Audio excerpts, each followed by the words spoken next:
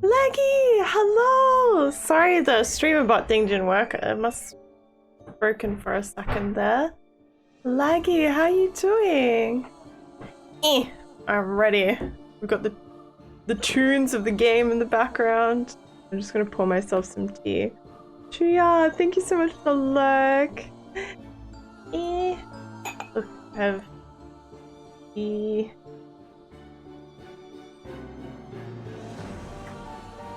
Like a Japanese green tea, I think. This music is so loud. I turned it down so much as well. Ooh. Oh, that's good. I'm doing good, thank you. Pretty chill. It's pretty cold here as well. So like literally chilly too. So I got my tea. So I can stay warm in my blankie. I'm excited to try out this new game. Got another key from Keymailer, so if there's any streamers out there, should give it a try.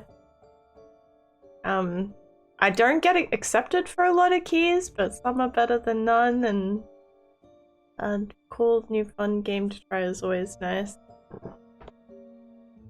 Yes. Hope your weekend was good as well, everybody. Oh, where did I go? Guess we get into it. I don't know like really what this game is about, but I think you're just like trying to survive in like a school environment or something. Apparently some of it can be like a bit over the top, it says, so like I guess trigger warning.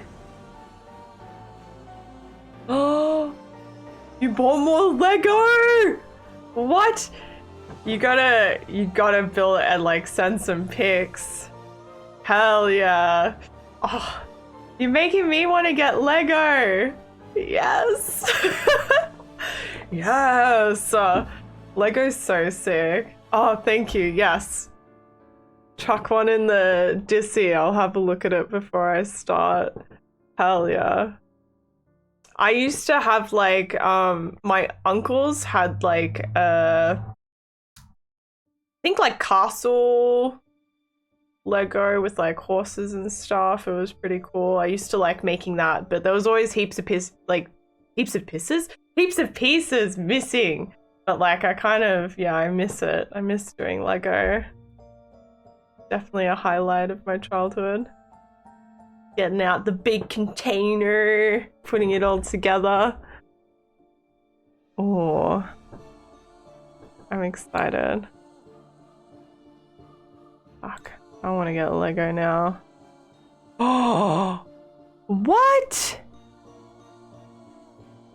That's sick. I didn't know they did. Oh my god, Lego does everything. Hell yeah.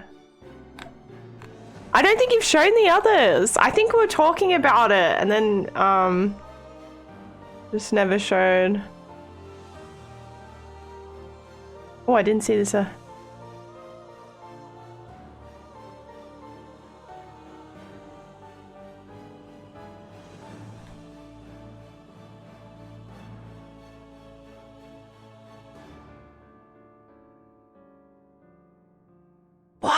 What?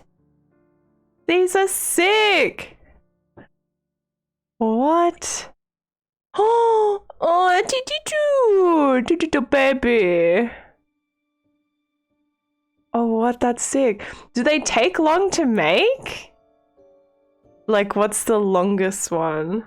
Oh, hell yeah.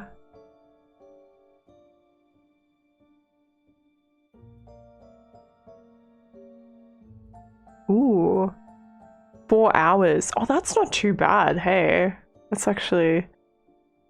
It's pretty good. Yeah, so... Look at his little gun. Little lightsaber and gun. That's sick. 2 days! Like, nearly 2 full days, because that would be sick.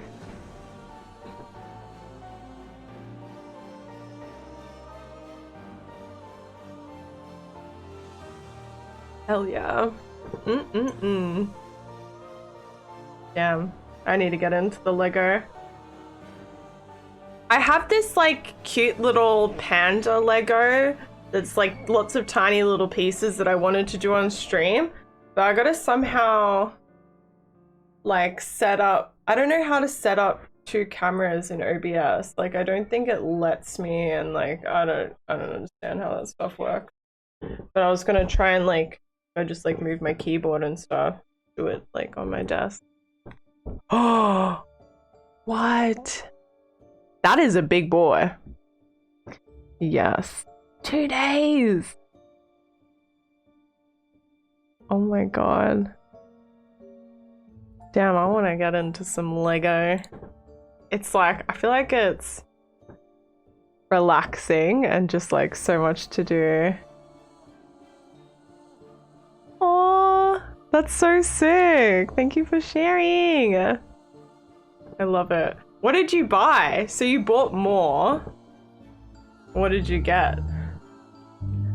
What's the addition? Sometimes I don't know why I get mugs with handles. I never use the handle. To be revealed. Oh, I'm keen. I'm keen to see. Yeah, okay, using handles is just too difficult. This is better. Alrighty. Okay, well I hope you find some good spots for your Lego, and I'm keen to see the next ones. That's awesome. Thank you for the lurk! Alrighty, I'm gonna set myself up in this game. I hope it's good! It looks cool. That's why I applied for it, but I haven't like looked at any reviews or anything, so this will be interesting. I literally just set it up. So, fingers crossed it's fun.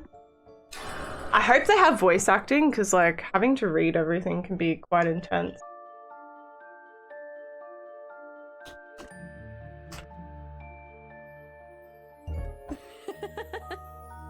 Oh, lovely name.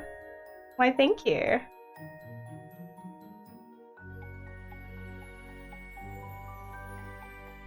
I also don't know how long this game takes, so it might be a short one. Hey, Sayu, move your ass. Wow, that was rude. My neurons are very slowly kicking in, like a rusty machine getting greased by motor oil. Specific. Huh? I look up with still sleepy eyes towards the origin of this pleasant morning greeting and notice Dan's cocky grin with his loyal minion at his heels. Jin. What's his name again? Bruce? Bryce? You're really not a morning person, even worse than me. Feels a bit too close to home. I feel like I've been jolted awake from particularly heavy sleep.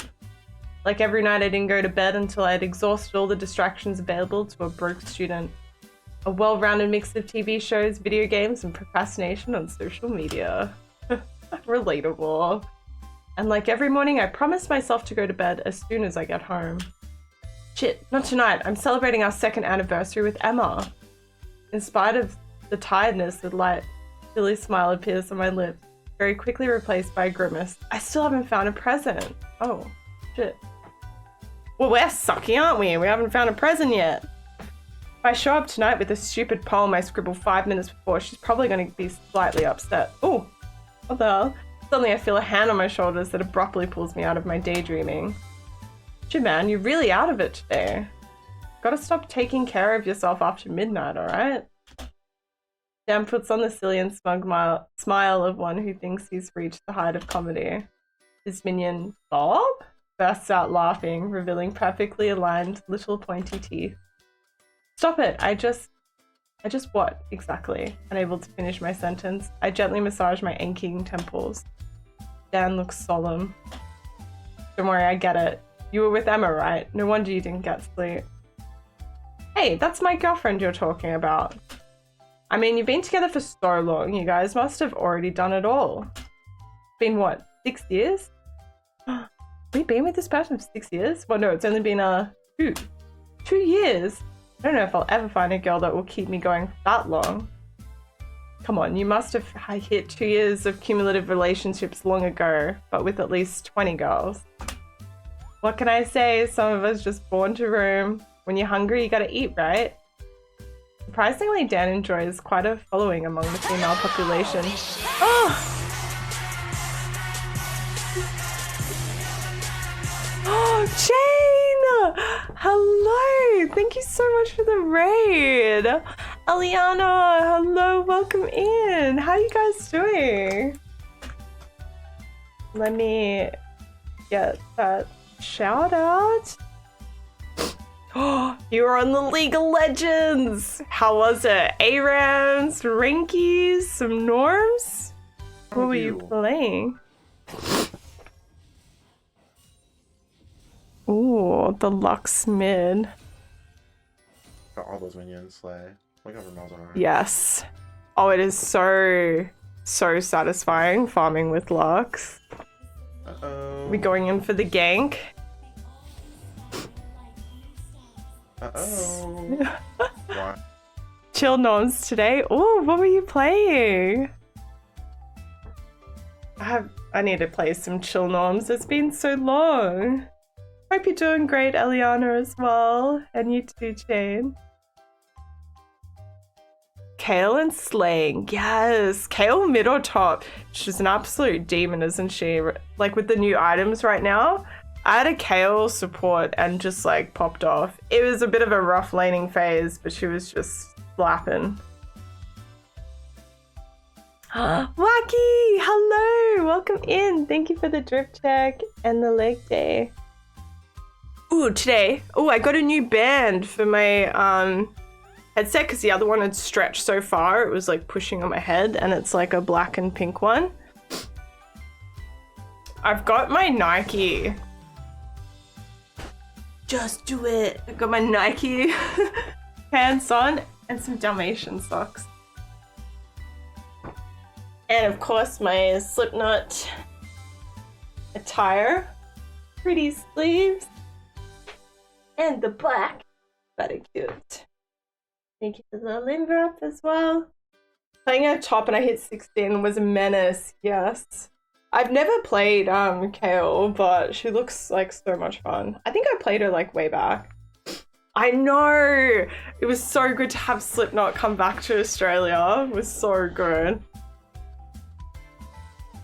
This was like one of the only merch pieces left. It was so busy, but I really like this one. Like that, it's so cute. All right, let me get in this leg day. Whoa, whoa. I'm getting better at this. 3, 4, 5, 6, 7, 8, 9, 10. Oh, TY. Good to get some exercise in. Thank you for the shout out, Wacky. It's more League. Nice. Very well. Oh, League has been so intense lately.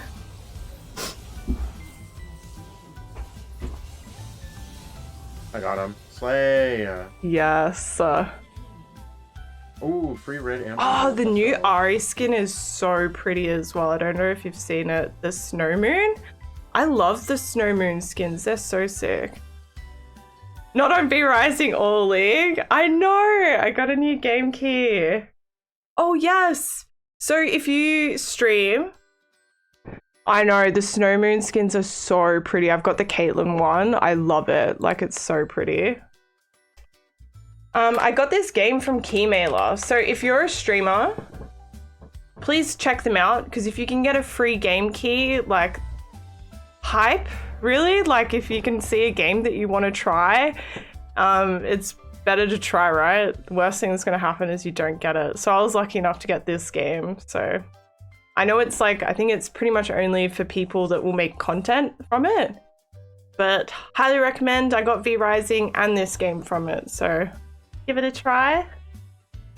Thank you, Peasant. I know, V Rising tomorrow and the next day, I think, and then I've got to go help my mom with stuff. Is this game free anyway? Oh, I didn't know. I haven't seen it before. I saw it on Keymailer, so just got it like that. Well, if it's free anyway, go get it. I'm hoping it's good. We just started, so get going on with it. But thank you again so much, Chain, for the raid. I really appreciate it. Oh, well, I got a free game for free. Well, I got V Rising. That counts, right? What? Why would they have it on Keymailer then? I guess for like publicity? Yeah, free for free. Let's go. I tried to see if I could get the other ones, like the Dead or Alive games. I was like, maybe. I highly doubt I'll get it though. Yeah, that's actually super weird. Oh well. They've scammed me into playing it, I guess. But I don't know, it's nice to play a different game. Well, we've just started. We've established that we are in a relationship with a girl called Emma for 2 years. This is Dan, the taller one. And this is Dan's tag along. But we don't know his name yet. So, I hope you're having fun on Diablo. It looks so sick. I think I will give it a go. Alrighty. It's probably due to his fake bad boy looks or his athletic physique that he maintains despite a tenacious smoking addiction. I answer with a particularly loud yawn. Yeah, you're a true philosopher. So what the hell is a wild stallion like you doing at school this early? I'm a new man, bro. Time for a quick smoke and then I'm gonna be sitting in the front row. I turn to Bob. Ben? Who again graces us with his slightly high-pitched and eager laugh. What about you? You've decided to rebuild your life too? Brian's smile suddenly fades and his face turns pale. Wow, he's really not a model of self-confidence. He'd have to stop dressing like a middle schooler. That would already give him a little more credit. Jinjin? What's that about? His new two-dimensional girlfriend? His babysitter? Ugh. I shake my head slightly to rid myself of a sudden rush of nausea. That red hair, it looks familiar though. Ben? Did you not hear? We have a new professor this morning. His sentence hangs in the air. Okay, if you're pausing for dramatic effect, I have to tell you it's been incredibly underwhelming. Come on, dude, just out with it. Dan bursts into a sonorous laugh. Don't be too hard on Wes. Wes? No kidding, his name doesn't start with a B? He's all giddy about the news. Bert, aka Wes, somehow smiles at Dan with an embarrassed look. Ace, thank you so much for the lurk.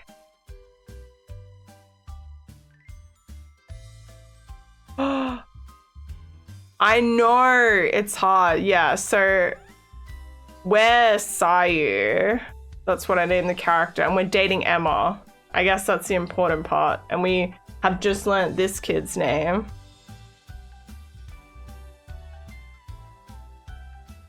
Oh, are you? What are you cosplaying, Star? Hello? You good to see you? I never quite understood whether Dan liked this guy or not. I guess he just got used to the presence of a droopy lapdog. Because the new professor, I hear she's just... Sayu! Oh, is this our girlfriend?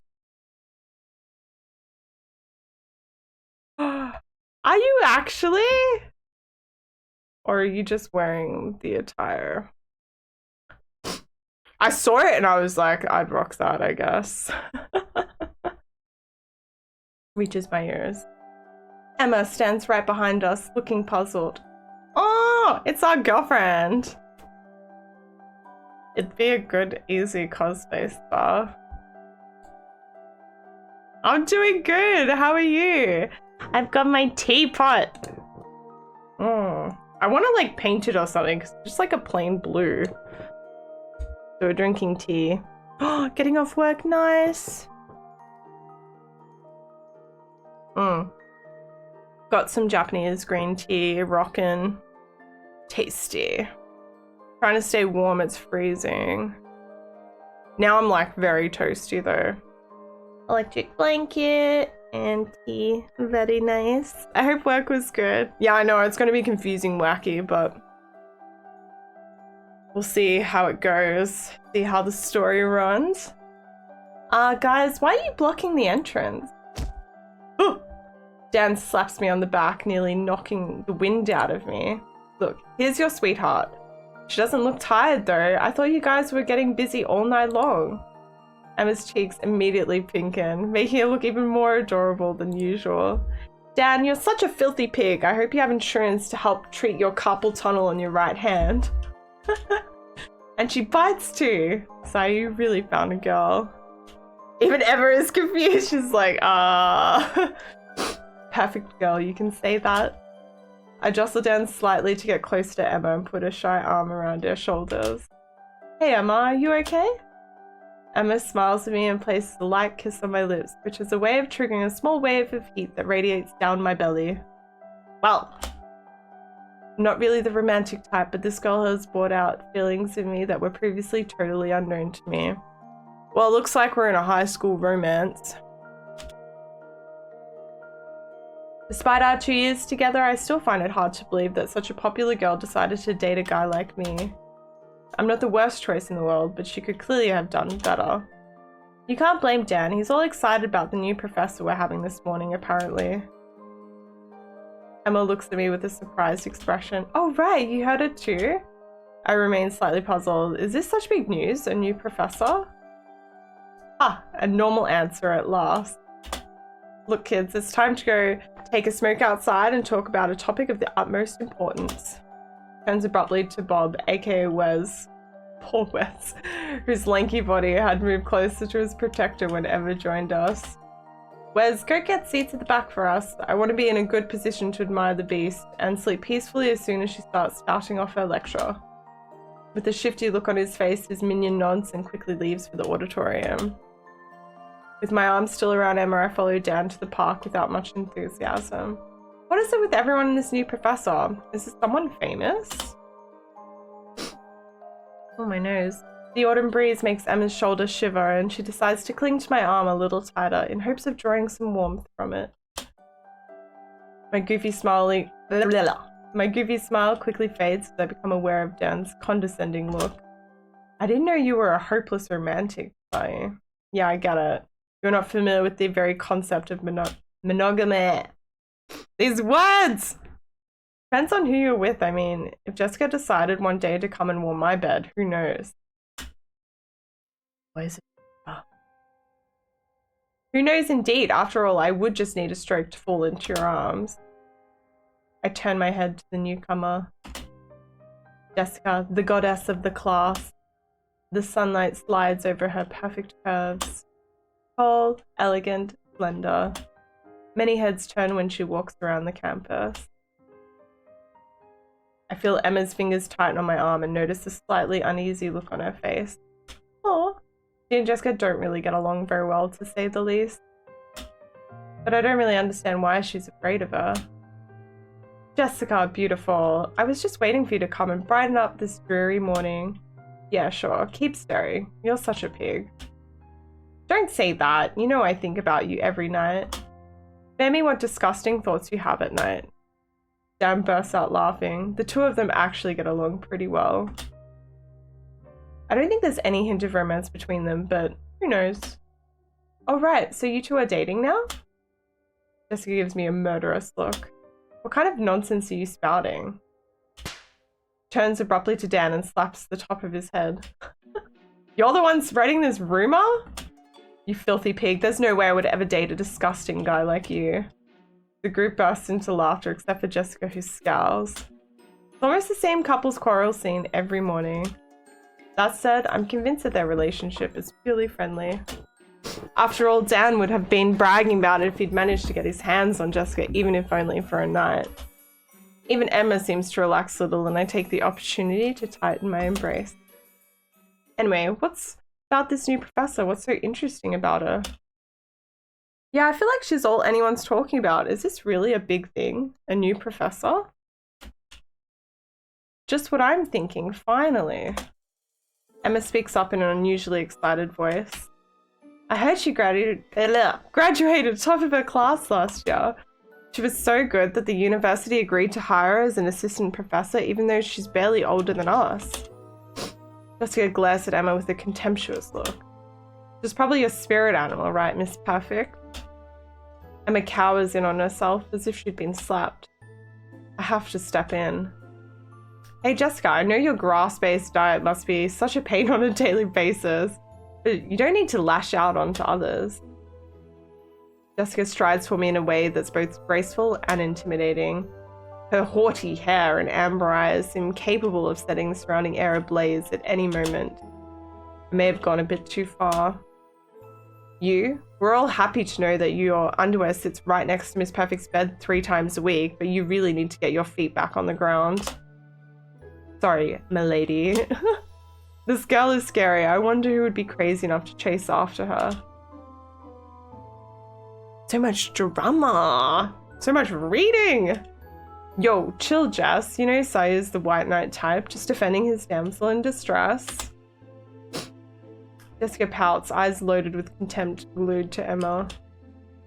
There are damsels in distress that would be better off thrown to the dragon. Oh! An unusual silence sits in. I know, it's gonna be like Colonel Sanders all over again. I don't understand the animosity between Jessica and Emma. That doesn't leave me with an easy role. What exactly am I supposed to do? Fight with Jessica? Yeah, right. Except for raising my voice every time Jessica goes too far. As she did just now, I'm completely powerless. No, but I want to. That looks so funny. Fortunately, Dan often manages to diffuse the tension. He got a real gift for that. His hand brushes Jessica's shoulder and she immediately turns her animosity to this new threat. Jessica, you don't understand. This new professor, apparently, she's hot. Jessica raises a haughty eyebrow. What, she wears a miniskirt and plunging cleavage and that's enough to tickle your Y chromosome? My poor Dan, I thought you'd watched enough porn in your life to be numb to such trivial stuff. Dad shakes his head, a condescending smile on his lips. Well, it's like intense, right? I think I watched a little bit. Wasn't the streamer, the horror streamer, playing it? That you sometimes raid? Walkerman? The Aussie horror streamer? I think I got to watch a bit of it from there. Or maybe it was your other friend that streams really rarely. Like, very rarely. Yeah, and I think maybe I think I've seen a couple streamers play it for like a little bit. You don't understand. I've never gotten so much dithyrambic feedback on a girl. It's like she's everyone's first choice. I don't even know what half these words mean. Dithyrambic. Don't use big words you don't understand. Is it to impress this infamous professor? Sayu, say something. Emma glares at me. Well, I just hope she's a good professor. Dad's eyes look like they're about to revolt. More than good, she's super hot, a pure goddess. You know, I'm just here for the class. My pathetic defense doesn't fool anyone, and certainly not Emma. Uh-oh. In the same perfectly timed reflex, Emma and Jessica roll their eyes with a sigh. Men. All pig. All it takes to ease tensions is the common enemy. Jessica gives Emma one last contemptuous look, then heads towards the main building. A temporary truce, shall we say. So yeah, I think it's time to go. Emma takes my hand and heads towards the building as well. I catch a glimpse of Dan out of the corner of my eye as he silently mouths a few words that are unmistakably meaningful. Super hot.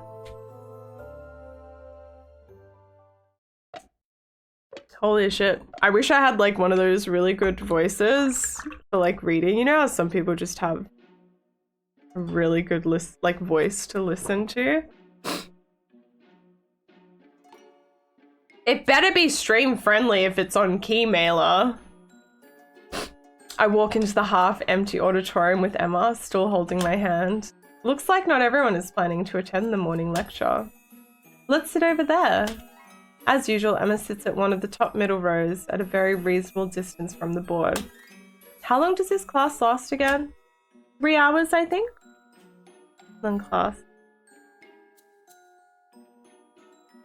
There is some very much not stream-friendly stuff on there. On Doki Doki?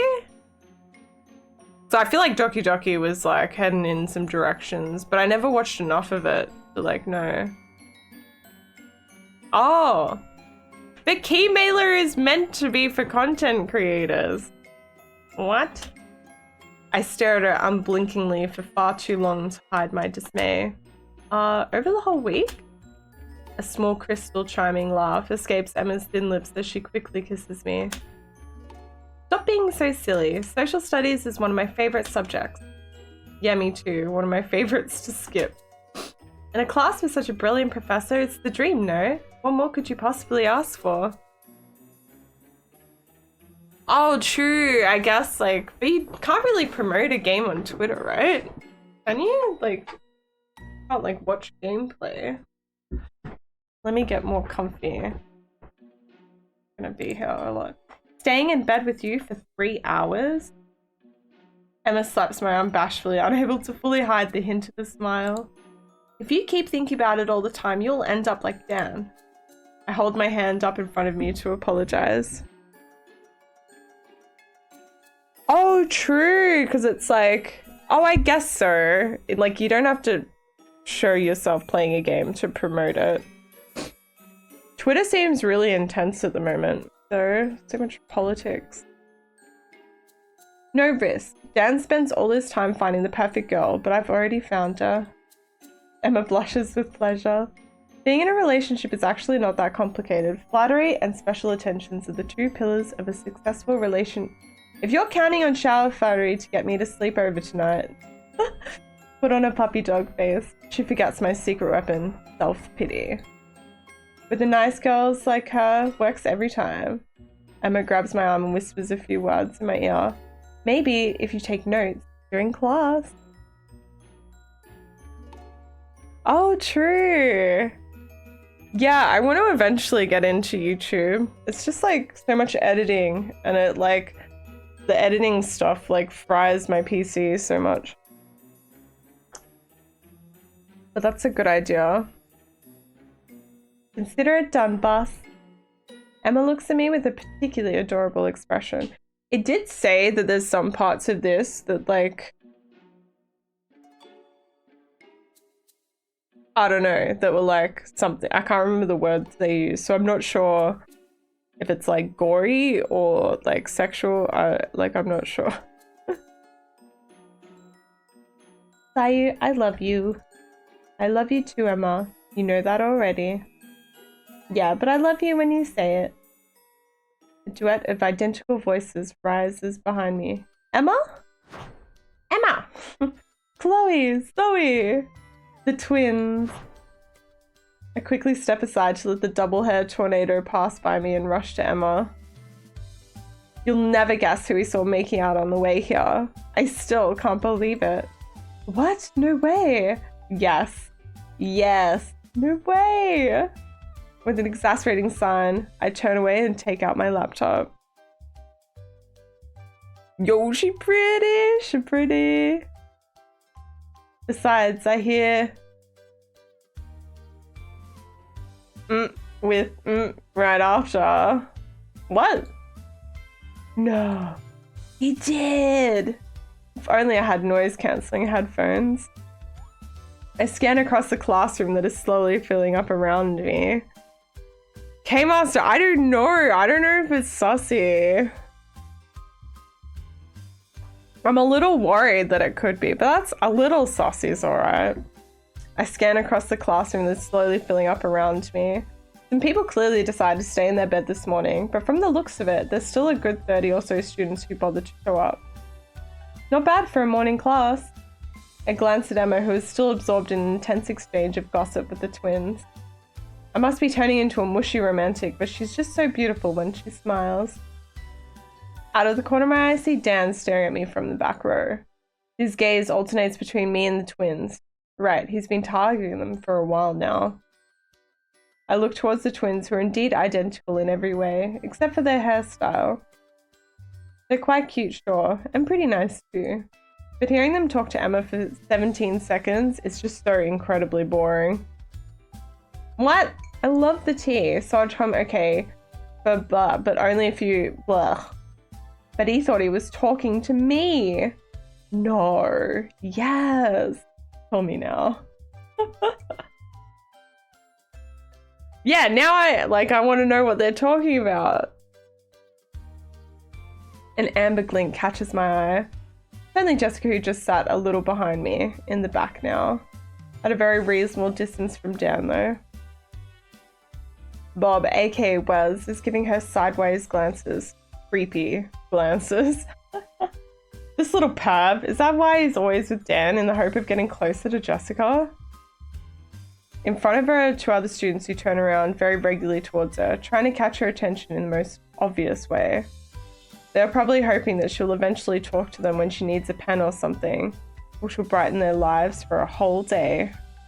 Unsurprisingly, no girl comes to sit near Jessica. She's not exactly popular with the girls. Emma, she's the best girlfriend in the world. Pretty, sweet, smart. But she doesn't have that sexy, dangerous edge that you get from a femme fatale like Jessica. Emma is incredibly cute. Jessica is different. I shake my head and try to focus. I really need to sleep more. Yeah. My alter ego. Mel, what's up? The Australian accent makes this better. What? I don't have a strong Australian accent, do I? What do you mean, Mel? This is very family friendly. Oh no, one of my hairs got in my tea. Fucking bloody shedding in my own tea. No. Does it really sound like I thought I didn't do that strongly. No. Yeah, I probably do, don't I? I think because I hear it all the time, it doesn't sound that strong. But how else do you say no? No. No. No. Sounds weird. No. I turn to Emma, her face sparkling from the rapid revelations the twins are rushing through. My face naturally breaks into a smile as I open my latest notes on my laptop. The social sciences file contains about 10 particularly short sentences and a few words highlighted in bold. Yep, that's it. Let's say that I'm desperately relying on Emma's notes. When are the midterms again? A slight nudge pulls me out of my thoughts. Just no. What? But like when you go like a long no, it's like no, no, no. No worries, enjoy Street Fighter Wacky. Let me know how the story goes if you play it. I'm actually kind of keen to play the story. I always love them. Just don't do long nose. But like, that's like part of how I structure. It's like, no, no, no. An A sound? I'm not adding an A, am I? Yeah, it sounds normal here. Just watch the first Star Wars. Oh, I'll have to go back to it. Nah. Zephyr, how you doing? I find it so weird. I have to listen to a non-Australian elongate a no to understand. Sayu, look. She's not the only one who looks stunned. Seems like the whole class is under the spell of what exactly? My eyes swerved toward the front of the class.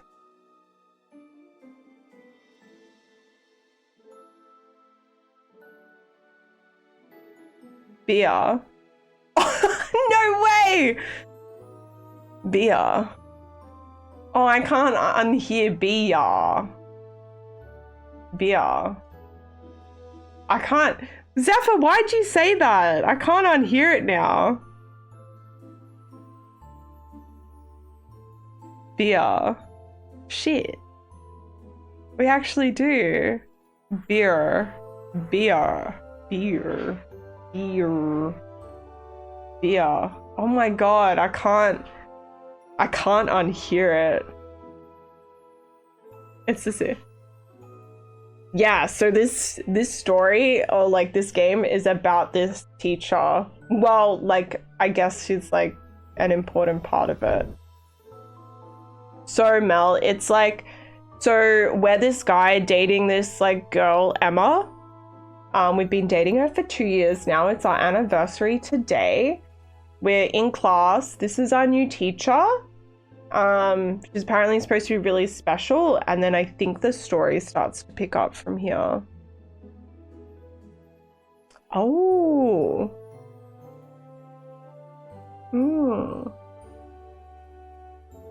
I still cannot believe that. The beer thing. I need to hear someone say beer now. Beer. Beer. Oh, well, if I say it like that, I don't say beer. Beer. Beer. Beer. Fuck. My whole life is a lie. I'm unable to look away, as if hypnotized by this woman. Her endless legs crossed in front of her reveal slightly more skin than decency would allow, despite the presence of highly transparent pantyhose to satisfy the eye.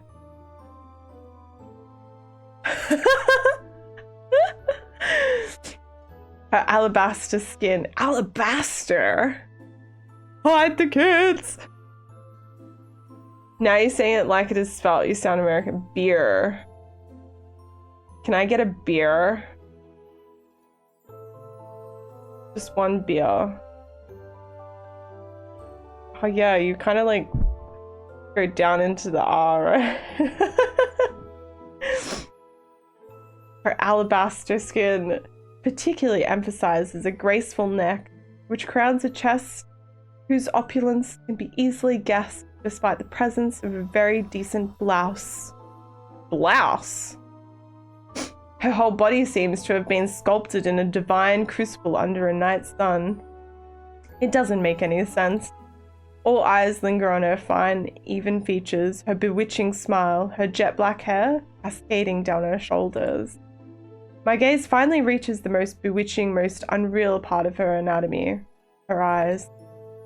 Eyes at once dark, sparkling, laughing, intimidating. An impossible night blue gleam dances in her gaze.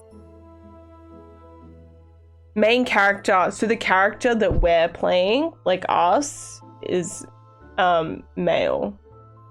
So we have like, yeah, so Emma's our girlfriend and I just named us Sayu, so gender neutral.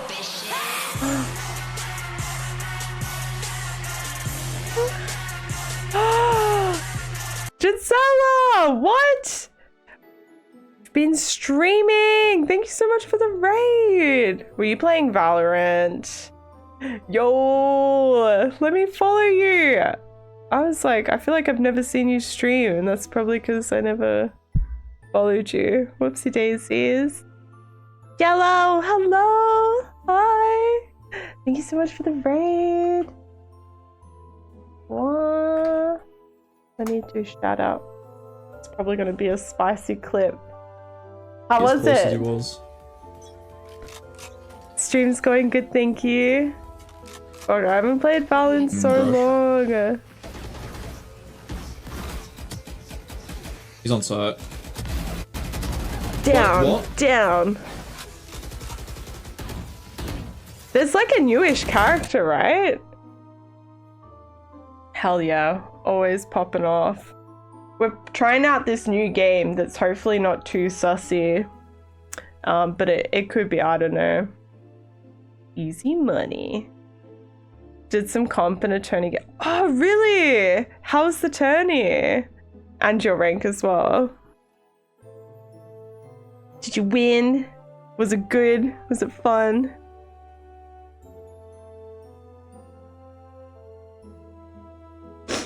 That clip, that neon wall didn't load in for me, which is why it was weird. Oh! Yeah, I wouldn't have noticed that. That's so random. It's a weird bug. Malak, hello! Yeah, I know. He's so cracked, right? Like, I'm running and shooting like a madman. Probably making games so hard. I'm thinking about getting back onto CSGO 2 when it jumps out there. Yeah, that's so weird. I hope the tourney was good though, and your comp. Thank you for bringing your community over. Hello. Welcome in to hopefully not too sussy anime story time. Oh, sick! Nice! Double wins. Hell yeah. Well, if anyone here likes Valorant content, Jinzella is pretty cracked, so you should check him out.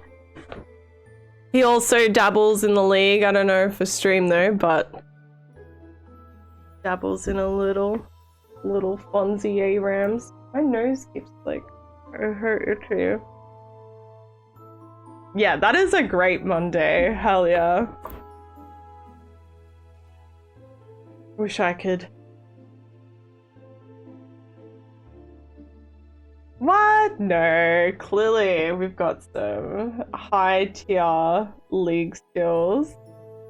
Itchy nose though. Yeah, I don't know what it is today. My nose is really itchy. But yes, alright, we'll keep doing the story because there's so much reading. But thank you again for the raid. I hope you enjoy your chills and hopefully this doesn't get too spicy. Oh shit, wait, did I read this part? The regular professor's loud voice rises sharply, but only partially breaks the spell that is mesmerizing the whole class. Ooh, hello. Listen, this is Miss... Please, call me Evelyn. Oh god, no. That's kind of funny, actually. The playful tone emphasizes the bubbly and perfectly controlled side of her voice. Why is my nose so itchy? The professor clears his throat, not without giving her a quick, lecherous look. Evelyn, yes.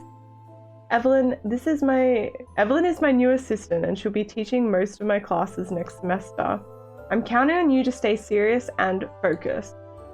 A few whispers rise from the back rows. That's the dream job. You hire a super cute assistant and don't do shit. How do you become a professor? Guys are all real pigs. Real pigs, yeah. Please, quiet in the back. The whispers quickly died down. Good, I count on you to welcome Evelyn and show her the full extent of your capabilities, for those who have any. The professor punctuates his last remark with a glance in the direction of Dan, who grins with all his teeth, his eyes riveted on Evelyn? Can we really call her by her first name? I wish you all a good day and good luck to you, Evelyn. You think he believes he can actually do her? Shh. He wishes he could, for sure. There's no way he can. Stop dreaming. She doesn't sleep with just anyone. That's perfect. I'm not just anyone. A few greasy laughs rise from the back of the room. I have to say, with a professor like her, the semester is going to be almost bearable. Ugh. This scared me. The sound of the door slamming shut tells me the professor has left the room. It's only Evelyn and us now. Evelyn and her night blue gaze. Hello, everyone. Good morning, madam. Hey. A collective murmur arises from the rows of the room in greeting to the new arrival. Like I said, you can call me Evelyn, but please don't call me madam. I am barely older than you.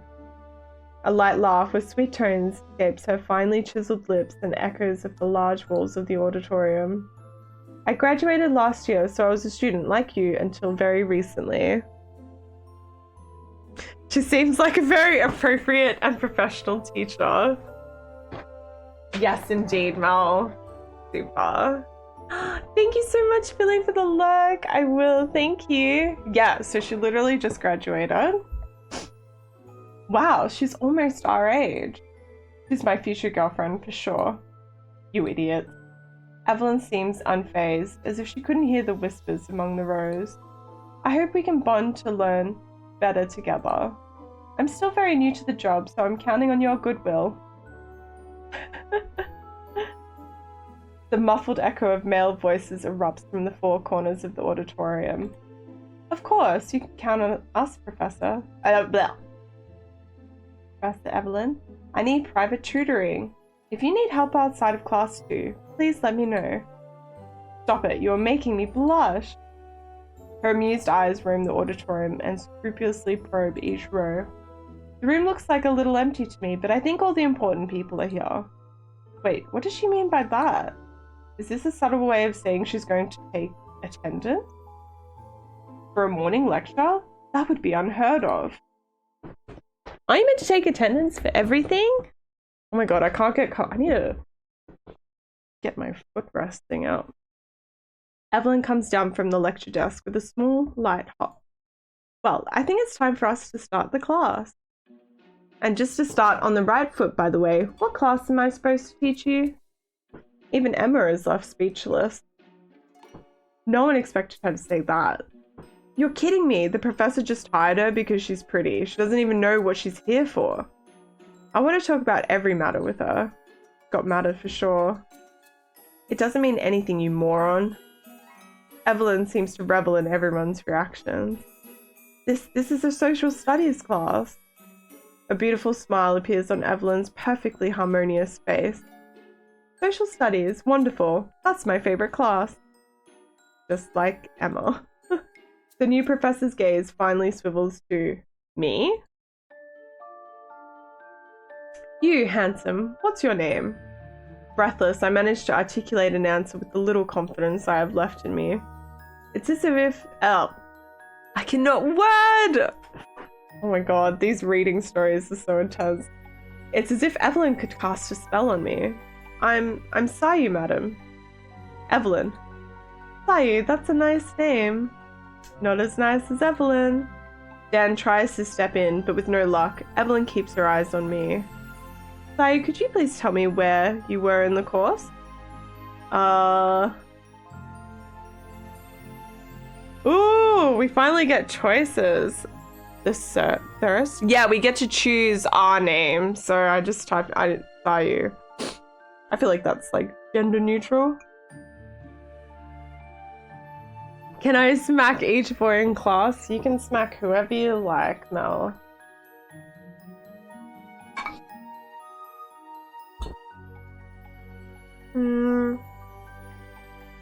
Alright, we're relying on our girlfriend. I have absolutely no idea. Looking completely clueless, I give Emma my signature puppy-like dog look that usually saves me from many chores. She sighs at my utter dismay and glaring back at me with an angry look. What was she expecting? That I would be up to date with the course? I've given up on taking this class seriously a long time ago. Resigned, Emma whispers the answer in my ear. I don't understand a word she's saying and just repeat every syllable in a very rough voice. We were studying comprehensive sociology? Wait! You can't just go around smacking people, Mel. Jackie, what's up? I was upon a... What say you? Oh. That's a good one. You can smack some people. Evelyn quickly claps her hands, looking visibly excited. The analysis of the social world. Fantastic.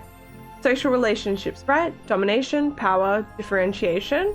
I nod without understanding a word she just said. I immediately feel Emma's fingernails digging into my arm. Ouch. Her cold look encourages me to stay quiet. Sorry. Thanks, Emma, for helping me. I look around. Most of the male students are looking at me with a mix of envy and hatred. The pressure from Emma's fingernails grows stronger. Work, work! One more day. Wait, 2 more days of work? Nice. Did you have a good weekend, Shark? I know. Cass and Crowley are probably my favorites. I'm not competing. You guys go ahead. Perfect. Let's start the class. I'm counting on all of you to behave.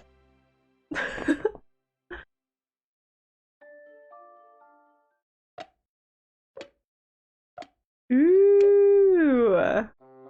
9:30. A hearty sentence. Emma was right. Evelyn is quite brilliant. Despite her visible lack of preparation for this specific class, she has been talking about comprehensive sociology for over 5 minutes with particular insight and sense of expertise. Given my insane lack of knowledge in social sciences, I'm unable to say if what she says is actually relevant. But she definitely sounds very convincing. Wait, isn't that Dr. Fox effect? Seems like I've actually learned a thing or two about sociology over the years. I take a look at the other students. Most of them behave exactly like usual. At least the ones I know. Emma takes perfectly organized notes on her little pink laptop. She's always having a quick manicure, her little nail polish jar unsteadily resting on her right knee.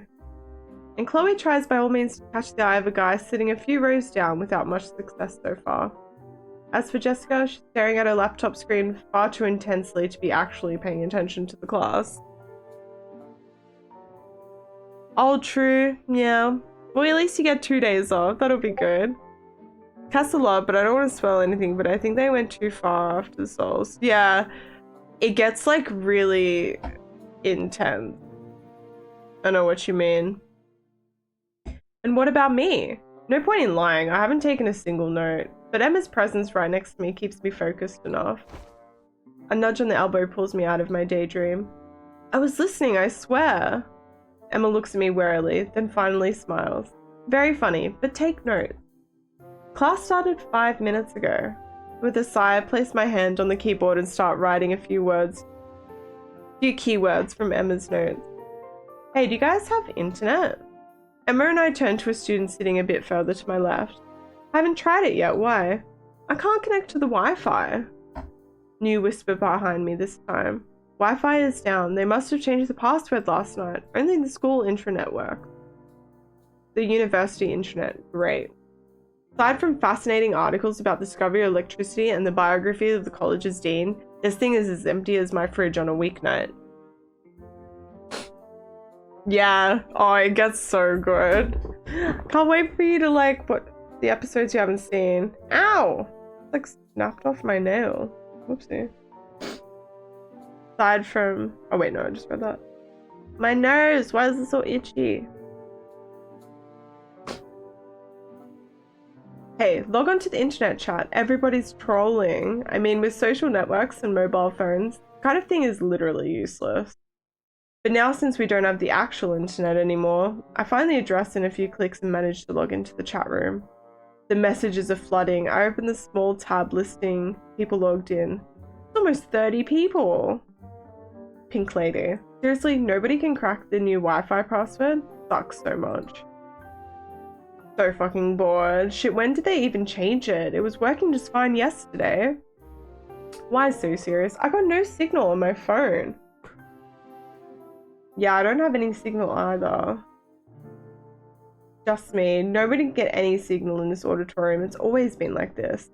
But why? Where's the wizard? Oh, it's Wes. This auditorium was built with the new materials that are more insulating, but also prevent any mobile signal. Stuff you. Get the fuck out. I do your mom. Stop, y'all. He's saying something interesting. So we never get any signal in this room? Who's Wes the wizard?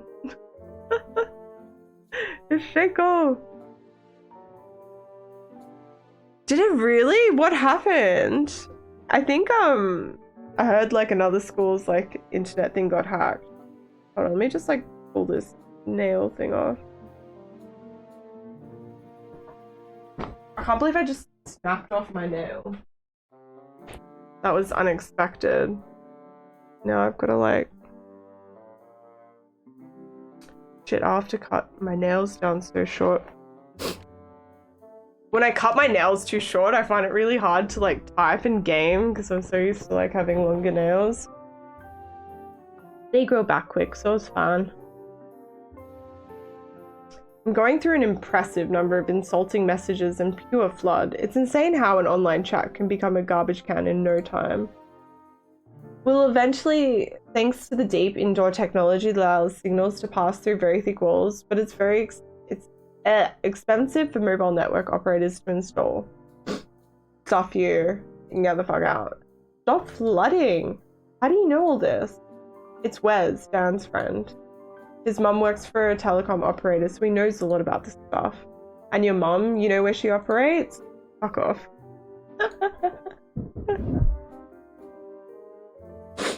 Professional hackers got it and they demanded a ransom and my school paid it. What? That's actually wild. That's so stressful. What the hell? That's crazy.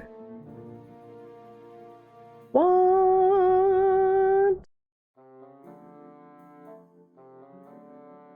I guess, like, that's pretty scary because it's, like, got everyone's information, right? Like, a bunch of kids. Carly, hello! I'm doing good. How are you? We're just chilling playing this story game. I keep scrolling and finally reach the most recent messages. Just keep staring at my princess. Yeah, right, you got no plan and no balls. That's what she said. Of course I have a plan. You kiddos just wait a little longer and enjoy the masterclass. Dan all talk no balls. She's way too pretty. This girl is like an angel who fell from the sky. Too bad she didn't fall in my bed. She's so hot I can't even focus on what she's saying. I just look at her lips moving and that's enough to make me happy. Loser. Oh my god, me too! Hashtag loser. Hashtag stop you. Stop bragging, guys. Sayu took the lead already. She even called him handsome. Sayu, hot shit. Yo, Sayu forgot about Emma and just tried with Evelyn. You're our only hope. Sayu, big balls. I have big balls now. Hope you've been good, Carly. Hope you had a good weekend too. It's hard because one minor flaw can screw you over, especially if you don't have people hired to protect your network. True. Yeah, hashtag Sayu big balls. EY. Hashtag Dan no balls. Shit, if Emma reads this, she will... Sayu took the lead, but Emma slapped his butt, so disqualified. Good job, Dan, although I doubt he said that to help me. You guys are just pigs. Seriously, if anyone can actually get to do her, you're all so ugly. You got no chance with a girl like her. Do you ever see girls as anything other than a piece of dead meat? We're human beings too. You guys are assholes. Welcome to the absurdity of online chatting. To sum up, no one found the Wi-Fi password, Dan has no serious plan to hit on Evelyn, and the trolls are out early today. Hashtag fuck Sebastian! Yes. I wasn't in the loop all that much. Oh, that is unreal. Well, Sharky says, crazy. I glance over at Emma, still focused on her notes, and now fill an entire page. Has Evelyn talked that much already? My laptop screen continues to display an impressive flow of new messages with a little change in content. Gratuitous insults, obscene comments, and obvious trolling. I feel Emma's incensed look on my face. She hates it when I slack off, and I look up at Evelyn again. There's something about her that's particularly hypnotizing, mesmerizing, almost unreal. Oh, true. Maybe they did find them then. I find this almost unreal bluish glow dancing in her laughing eyes, as if she was able to cast a spell on me. I stiffen slightly as Emma's hand shakes my shoulder. Take notes, hurry up. I sigh heavily and take a few random words on my keyboard that don't make much sense. I just can't focus. I rest my chin in the palm of my hand and open the chat room again with an innocent look. As long as I pretend to focus on my laptop, Emma shouldn't mind. Lol, I found a horoscope on the internet. This shit looks like it was created 20 years ago or something. Like when your mum was still doable. I don't know who you are in real life, dude, but if I ever catch you, I can tell your horoscope for 20 bucks if you want. I can give it to you for free. You're an idiot and your future is shit. Get the fuck out. Shut the fuck up. You got the link on the horoscope? www.stuffu.now. The actual link? There's really nothing else on the internet? Games? Well, what did you expect? Counter-Strike or something? Seriously, you can get CS on the internet? Gimme the link. Need. Stuffu bit need. LAN party. Okay, this game is not right. Like real life, no. A horoscope, great. I guess I really didn't have anything else to do. And a miracle can always happen. They might actually find some old CS version hidden somewhere on the internet. Welcome to the mythical creature personality test. Wise as a phoenix, charismatic as a dragon, shy as a unicorn, clever as a troll. What mythical creature are you? No way, this is a bullshit psychological test. I would even have preferred an actual horoscope. Question 1. The one you love, he is single, but you see him, her, laughing with her ex. I bury my face in my hands. What the hell am I doing? My disillusion pout grows as I go through the answers. You cough and walk over to interrupt the discussion. You confront his, her ex after class to find out what their real intentions are. You don't mind because they're just talking, that's all. I definitely never illegally downloaded Halo 1. This game is a 57-year-old version's idea of high school. Yeah, I don't really remember high school that much, but I feel like this wasn't it. I select the answer and sigh. Who could have possibly created that shit? Choice. You don't mind because they are just talking. That's all. Everyone has a right to laugh once in a while. Question 2. The one you love, asks you out for dinner, but when you show up, you notice that other people are there. I forgot the quote, wait. You feel betrayed. You were expecting some alone time. You get to meet his, her friends, which means you're getting more intimate. You openly flirt with someone else at the table to make your date jealous. Fuck, I don't know.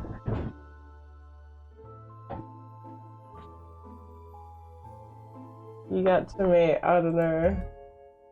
Wait, you get to meet his, her friends. Wait. Oh yes, the dinner thing. Carpe diem. Question 3. Your best friend tells you that he, she has feelings for the one you love. 2. You don't choose who you love. May the best win. You explain to your friend that your friendship probably won't survive this. You cry, you scream, you curse. Fate. Then you get a beer with your friend.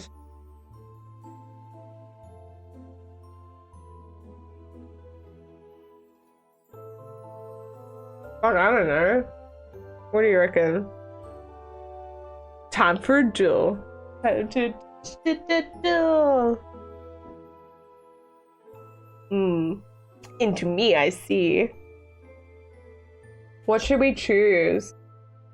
Are we like fate, threatening, or tantrum? Do we want to pick one? Does someone want to throw? Fuck, this broken nail is gonna piss me off. Hold on. Where's my...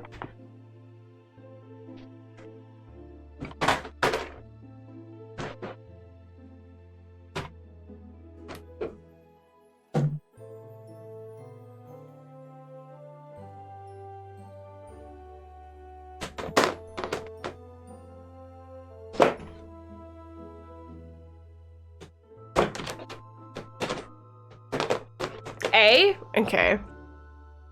A gang. Alright. Choice. You don't choose who you love. May the best win. Ad impossibilia. Nemo tentur. It's very likely that the one you love, won't date any of you guys, so problem solved. Question 4. You're finally in a romantic relationship with the one you love, but you end up finding out about her cheating on you. A. You tell him/her to go and die. Oh, that's dramatic. You forgive everything because that's what love is all about. You say nothing, but you decide to cheat on her too. An eye for an eye. It all seems like real aggressive. Eye for an eye. But that seems like... And the world goes blind.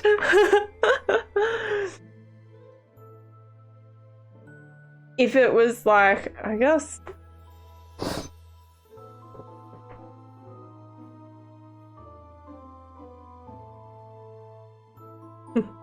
Blind gang. Well, if that's your choice, this is our character. I guess I wouldn't tell someone to go die, but I wouldn't cheat either, but it's a game. No eyes for you. Finally, a somewhat interesting question. Choice. You say nothing, but you decide to cheat on her too. An eye for an eye. Civis pacem, para bellum. Question 5. You find out that your chosen one, what's with all these hee-hees? Has actually been cheating on you with your best friend. You leave them to rot together since they belong with each other. You pretend you don't know anything. You're too committed to each other to break up now. You turn your affection to your pet to avoid committing murder.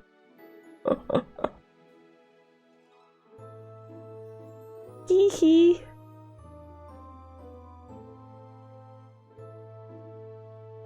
Hi. Hee. Yeah, I guess you can spell hee like first.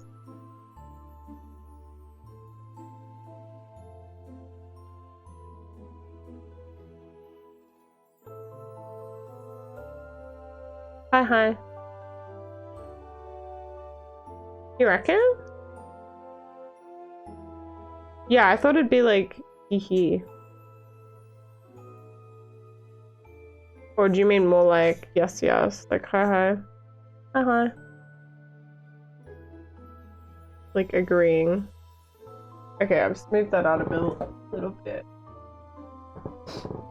Yikes! Oh, that is going to be annoying. They can rot. Choice, you leave them to rot together since they belong with each other. Dictator Adastra, you despise mediocrity, right? Question 6. You and the one you love, finally announce your divorce after years of suffering. Oh. You celebrate the event with a bottle of champagne, a bouquet of roses, and a knife. You expose her infidelity to your lawyer so that you can get full custody of the kids. You set fire to the apartment after giving her sleeping pills. Jesus.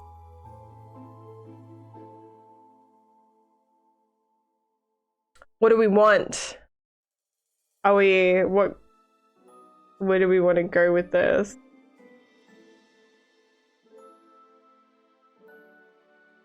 Yeah, it did!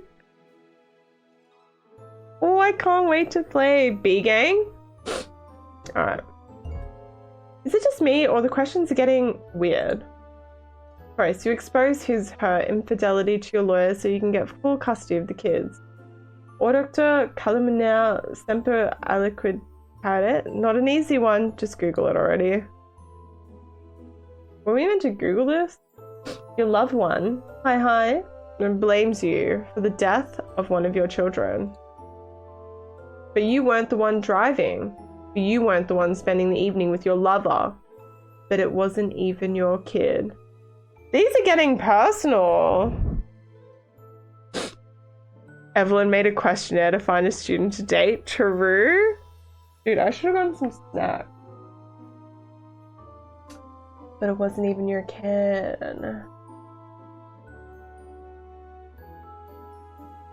I guess we weren't driving?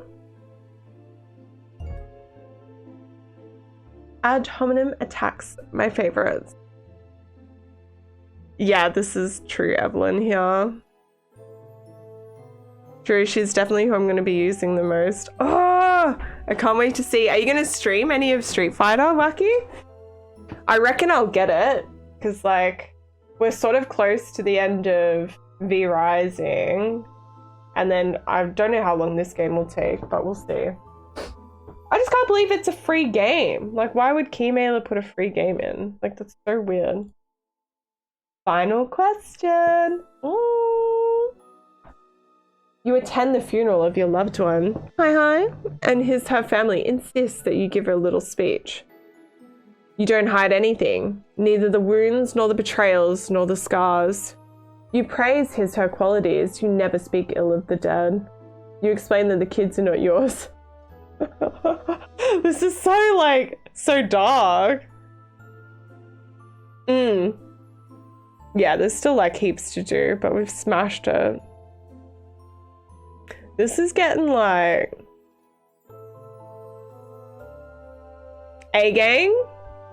Are we happy with A here? Neither the wounds, nor the betrayals, nor the scars. Let's go. Ex omni vita simulatio dissimulatoque tolenda est. Too bad you can't copy paste, right? I know. We don't know what this is. Congratulations, you are a unicorn. Yay! Nay, bitches. A unicorn? You don't actually exist. Try to have a little more personality because this is really embarrassing, even for you. Alright, stop slacking off and do some work. See you soon. That was weird. I was expecting something particularly cheesy and pointless, but some of the questions were surprisingly messed up. As if the guy who created this thing didn't care about your actual result. Not to mention his condescending remarks in Latin. I take a quick look at Emma, who seems to be absorbing every single word said by Evelyn. A small smile appears at the corner of my lips. Good thing she's serious enough for both of us. What the fuck was this? Lol, it's not... Sorry, not a horoscope, actually. The guy who did this was a complete psychopath. And why would it have to be a guy? Oh yeah, I'm a dragon. Stuff you, I know. Don't bother. Stuff you. Get the fuck out. How can I get to the dragon, please? Hydra for me. No matter how hard life can get, you always manage to bounce back. A sort of lesser version of the phoenix, basically. How can I get the dragon, please? Lol, that jackass, it was super hard to get the Hydra. Who else got the phoenix? Stop bullshitting, bro. I did the test 15 times and phoenix doesn't exist. Jessica got it. Screenshot. How can I get the dragon, please? Shut up. You can't post a screenshot on this chat. I'm a cave troll. How can I get the dragon, please? Oh my god. How can I shut the flutter up? How can I get the dragon, please? How can I get the dragon, please? How can I get the dragon, please? I stifle a yawn and look down at the clock. Morning break won't happen anytime soon. The jackalope. You be stabby stab. Oh, it's 10 already.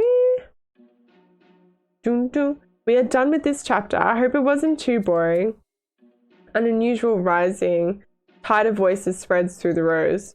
That was perfect, Evelyn. I could listen to your voice for hours. Keep talking, please. Could you please repeat the last part? Thank you all, you are so kind, but I've talked too much. Now it's question time. What do you mean, questions? Shit, I didn't pay any attention. If I answer right, what's my reward? A few laughs rise from the back rows as Jessica clutches her head in her hands, appalled by so much stupidity. Who can tell me what the Barnum effect is? A few hands go up, including Emma's, and Dan's.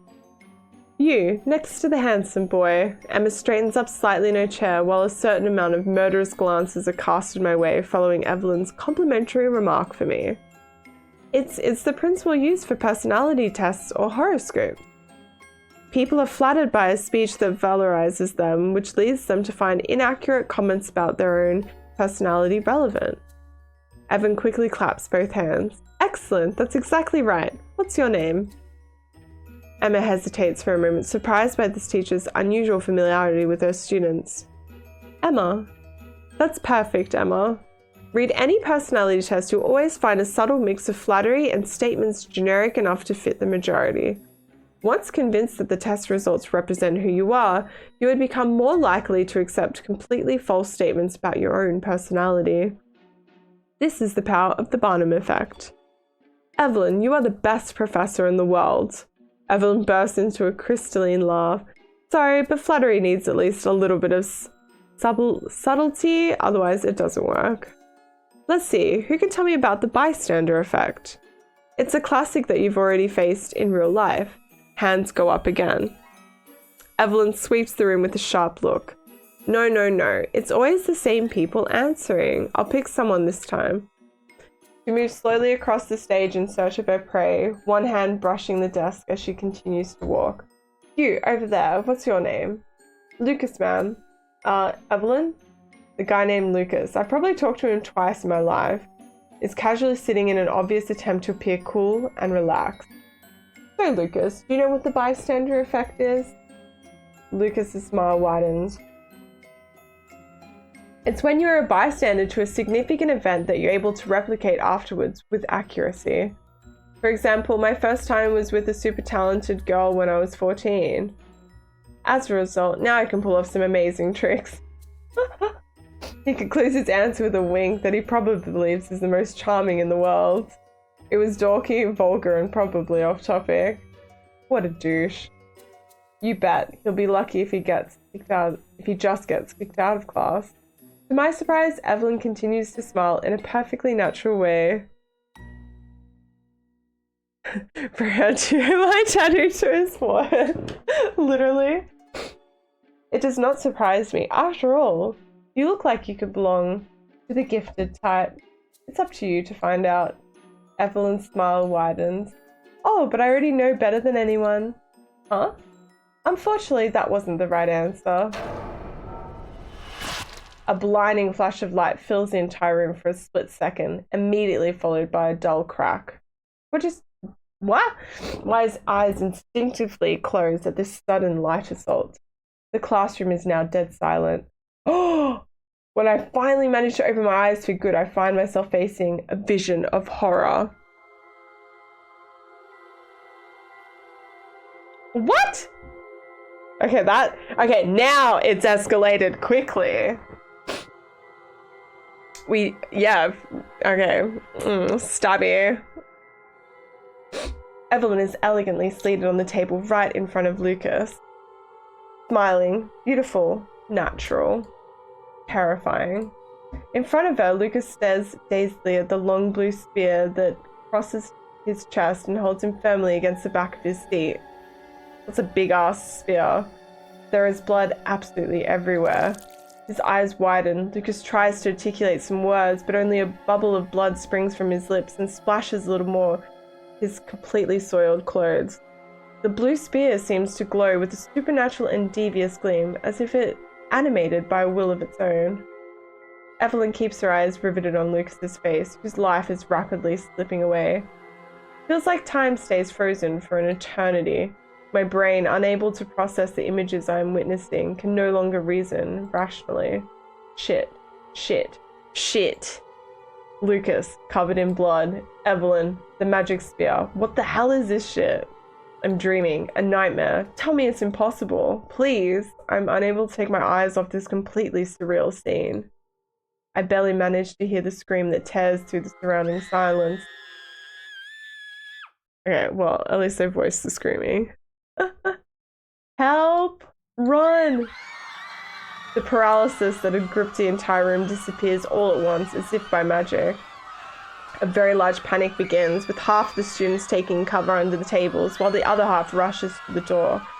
Door located at the other end of the room from my seat. Fuck. Emma turns to me, her face livid. Without thinking, I pull her against me and tip backwards so that our bodies are under the table. The protection is purely symbolic, but what more can I do? While my brain is screaming at me to think of a way to get to the door, my gaze goes back to Evelyn. Still smiling, she gently caresses the handle of the spear without seeming in the least disturbed by the agitation around her, or by the bloody body facing her. Her medallion glows with the pulsing of the magic spear, which seems to be absorbing the life of her unfortunate victim. It seems that Lucas is living his last moments. Oh! His face becomes more and more livid with each passing second, and his eyes take on a grey colour specific to dead corpses. A frightful nausea invades me. That's impossible! I pull Emma a little tighter against me and force her head to turn towards my chest in a futile attempt to spare her from this macabre vision. Repulsive. Traumatizing. In spite of the ambient rush, a new shrill scream followed by a pestilential odor invades the room that silences all the other noises. As I try to find a proper vision angle without exposing myself unnecessarily, I manage to see a flaming mass collapsing on the floor just in front of the door. Don't tell me, another student? No! The door is trapped. The students amassed near the door are all caught up in a primal panic. A tremendous stampede ensues, the crowd divided by the desire to get as far away as possible from the two corpses. That of Lucas and another student, unfortunate soul who was burned alive. Who burned alive? Evelyn's bubbly voice rises from the center stage as if she had teleported again from the back row where Lucas' corpse still lies, nailed to his seat by the magic spear. No. The class is not over. At these words, all the students froze and a new icy silence invaded the room. Yeah, smash that shit. Just like yeet out. Evelyn's beautiful smile lights up her face, which strangely no longer bears any trace of Luke's blood. If you don't hurry back to your seats, I will have to punish you too. After a few interminable seconds, the message finally sinks in, clear as blood. Punishment? Death. New panic sets in. Most of the students rush to the relative safety of the tables, while a handful remain motionless near the door, totally paralyzed by fear. Evelyn gazes at these death row inmates with a delighted expression. Bad students. One of the three students still standing faints, her face maddened. The second lays eyes on the totally charred corpse, then bends over to vomit profusely. The third, his limbs shaking all over, seeming to have completely lost control of his own body. Evelyn slowly approaches the door, her eyes riveted on the two girls on the ground. Poor thing, she's fainted. What kind of teacher would I be if I punished a student with anemia? Her light-hearted laughter is in total contrast to the seriousness of the situation. As for her, Evelyn takes a small step to the side to avoid the puddle of vomit. I'm sorry, but eating in class is forbidden. That's how you mess up the room. With a nonchalant gesture, she extends two fingers in the direction of the unfortunate girl still on her knees and agitated by sporadic retching. Bam! New flash of light, blue this time. The student collapses totally on her vomit in a big spray of blood. Oh my, look how dirty she is. I hate dirty people. The last student still standing tries to move away, but his legs seem to no longer obey the movements intimidated by his hips. He just manages to lean against the wall to avoid falling. Evelyn raises her eyes full of malice in his direction. Why are you sitting in your seat? The class has started already, right? The unfortunate guy opens his mouth like a fish out of water and painfully manages to squeeze a few words. I is not a valid answer. Sorry. Evelyn gives him a ravaging little wink, then quickly waves her left hand in his direction. Crack. Oh!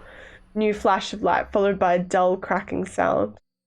A long blue spear, identical to the one that pierced Lucas, goes through the student's chest and literally pins him against the wall.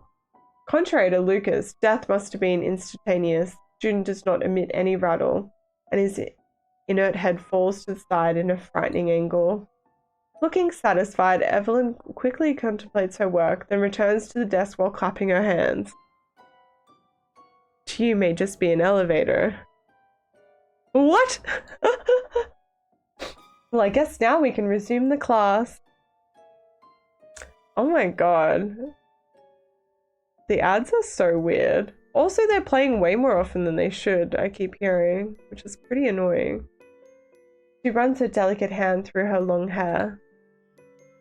I think I was just asking you some questions. Alright, just a few more questions and we'll start a new chapter. Let's see. Evelyn sweeps the room with her eyes. All the students have taken shelter under the tables just like Emma and me. A perfectly useless shelter, in as much as the underside of the tables is visible from the board. It's going to be difficult for you to take notes crouching like that on the floor. With her right hand on her hip, she holds her other hand out to her side. A small ball of blue energy of supernatural origin quickly forms in the palm of her open hand. Despite her enchanting smile, an evil glint gleams in her eye as she opens her mouth again. If you don't take notes, I'll have to consider you absent. Yeah, I think so. I think the vomiting one, I think she was just like, yeah, maybe finger gun. She just like blew up, I think, or something. And then she killed the guy with the spear, and now he's like pinned to the wall. And then I think the fainted one is fine. I think she's just fainted. That's where we're at. The ball of energy begins to crackle, levitating above her left hand. The signal is clear. Obey or die. The students slowly stand up and reluctantly sit back in their seats in dead silence. Despite my heart beating way too fast, I take the risk of standing up as well, Emma still in my arms. My will is close to breaking when Emma raises her big doe eyes to me filled with tears. Emma, trust me. My voice is only a whisper, but she nods and lets my arms guide her. I sit her back down in the seat right next to mine and sit down as well. Her morbidly livid face doesn't let me forget the nausea rumbling deep in my gut.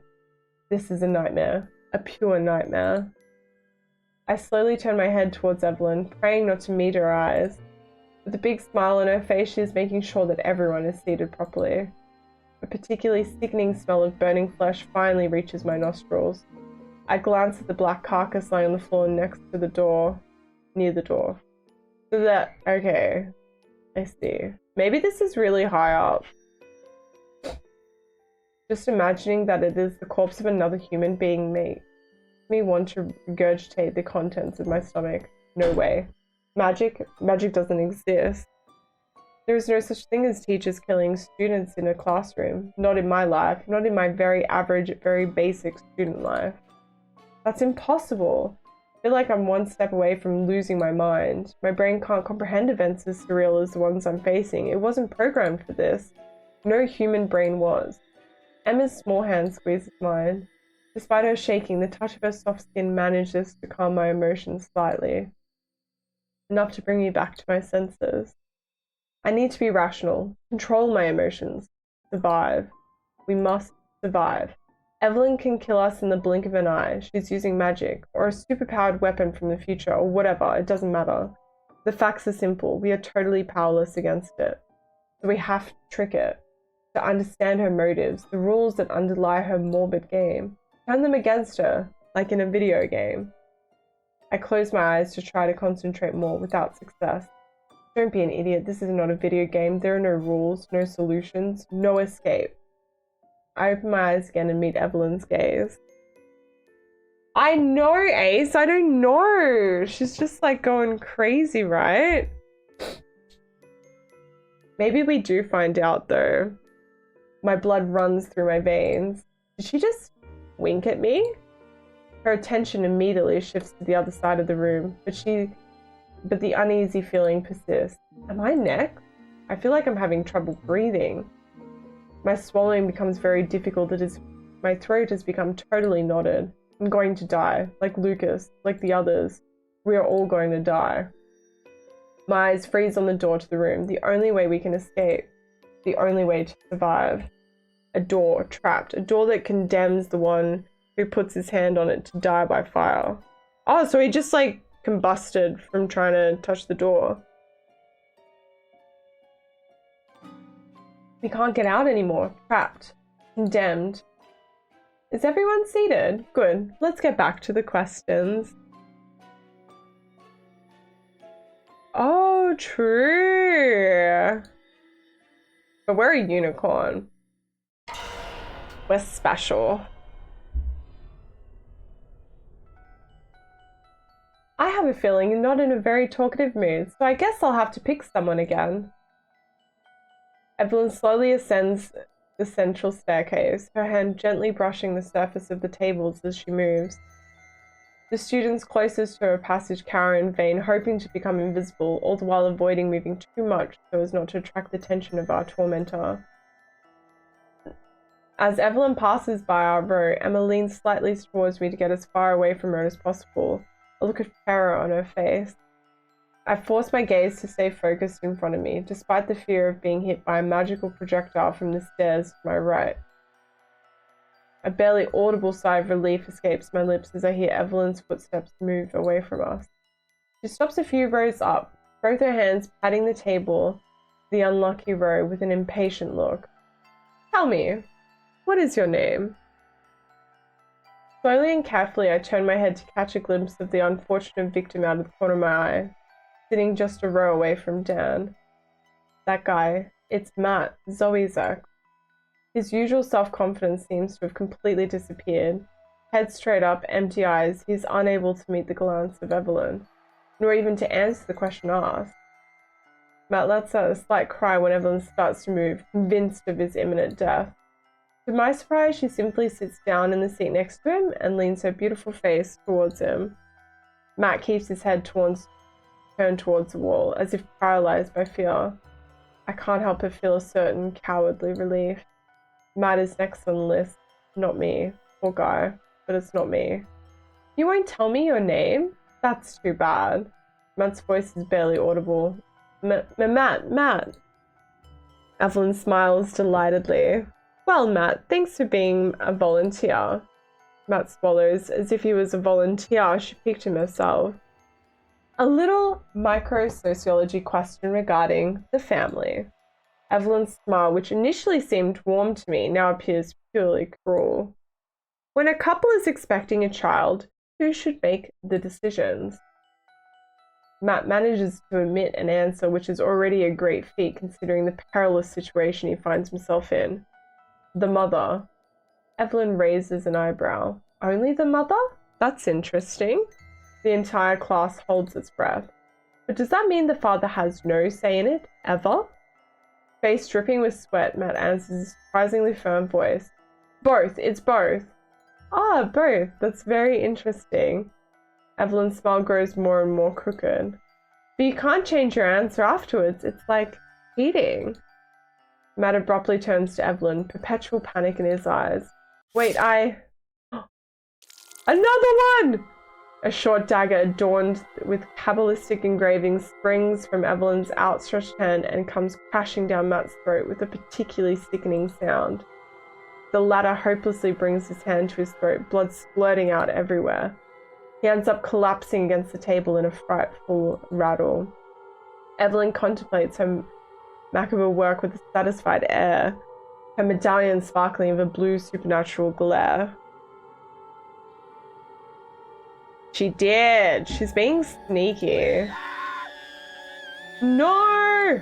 A few howls echo through the room. I squeeze Emma's hand tightly, hoping that she will manage to suppress any sound. The last thing we need right now is to attract her attention. Damn!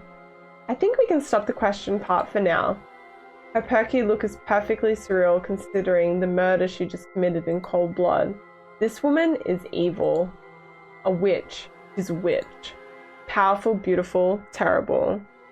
His flash was on cooldown. Oh my god. Last night, so we were playing Clash last night or whatever, and my friend Paul was like, oh, do you want to just run 3-man flex? And I was like, nah, the cooldown's too long. Like, instead of being like, the queue time is too long, I was like, dude, I've been playing too much fucking League. Like, god damn. The cooldown. Evelyn quickly walks back down the stairs towards the board and turns back to the class. I expect you're all take notes seriously. I can't believe it. Is she going to resume the class like nothing happened? Now let's talk about microsociology. Without the slightest regard for the various corpses littering the room, Evelyn begins to recite a sociology lecture before the simultaneously frightened and bewildered eyes of the still living students. I feel like you are completely asleep this morning. Come on, take notes. All the students are now aware that each of her recommendation carries with it a threat of imminent death. As a result, I hear a number of hands timidly tapping on keyboards, beginning with Emma's, on whose face I read deep terror.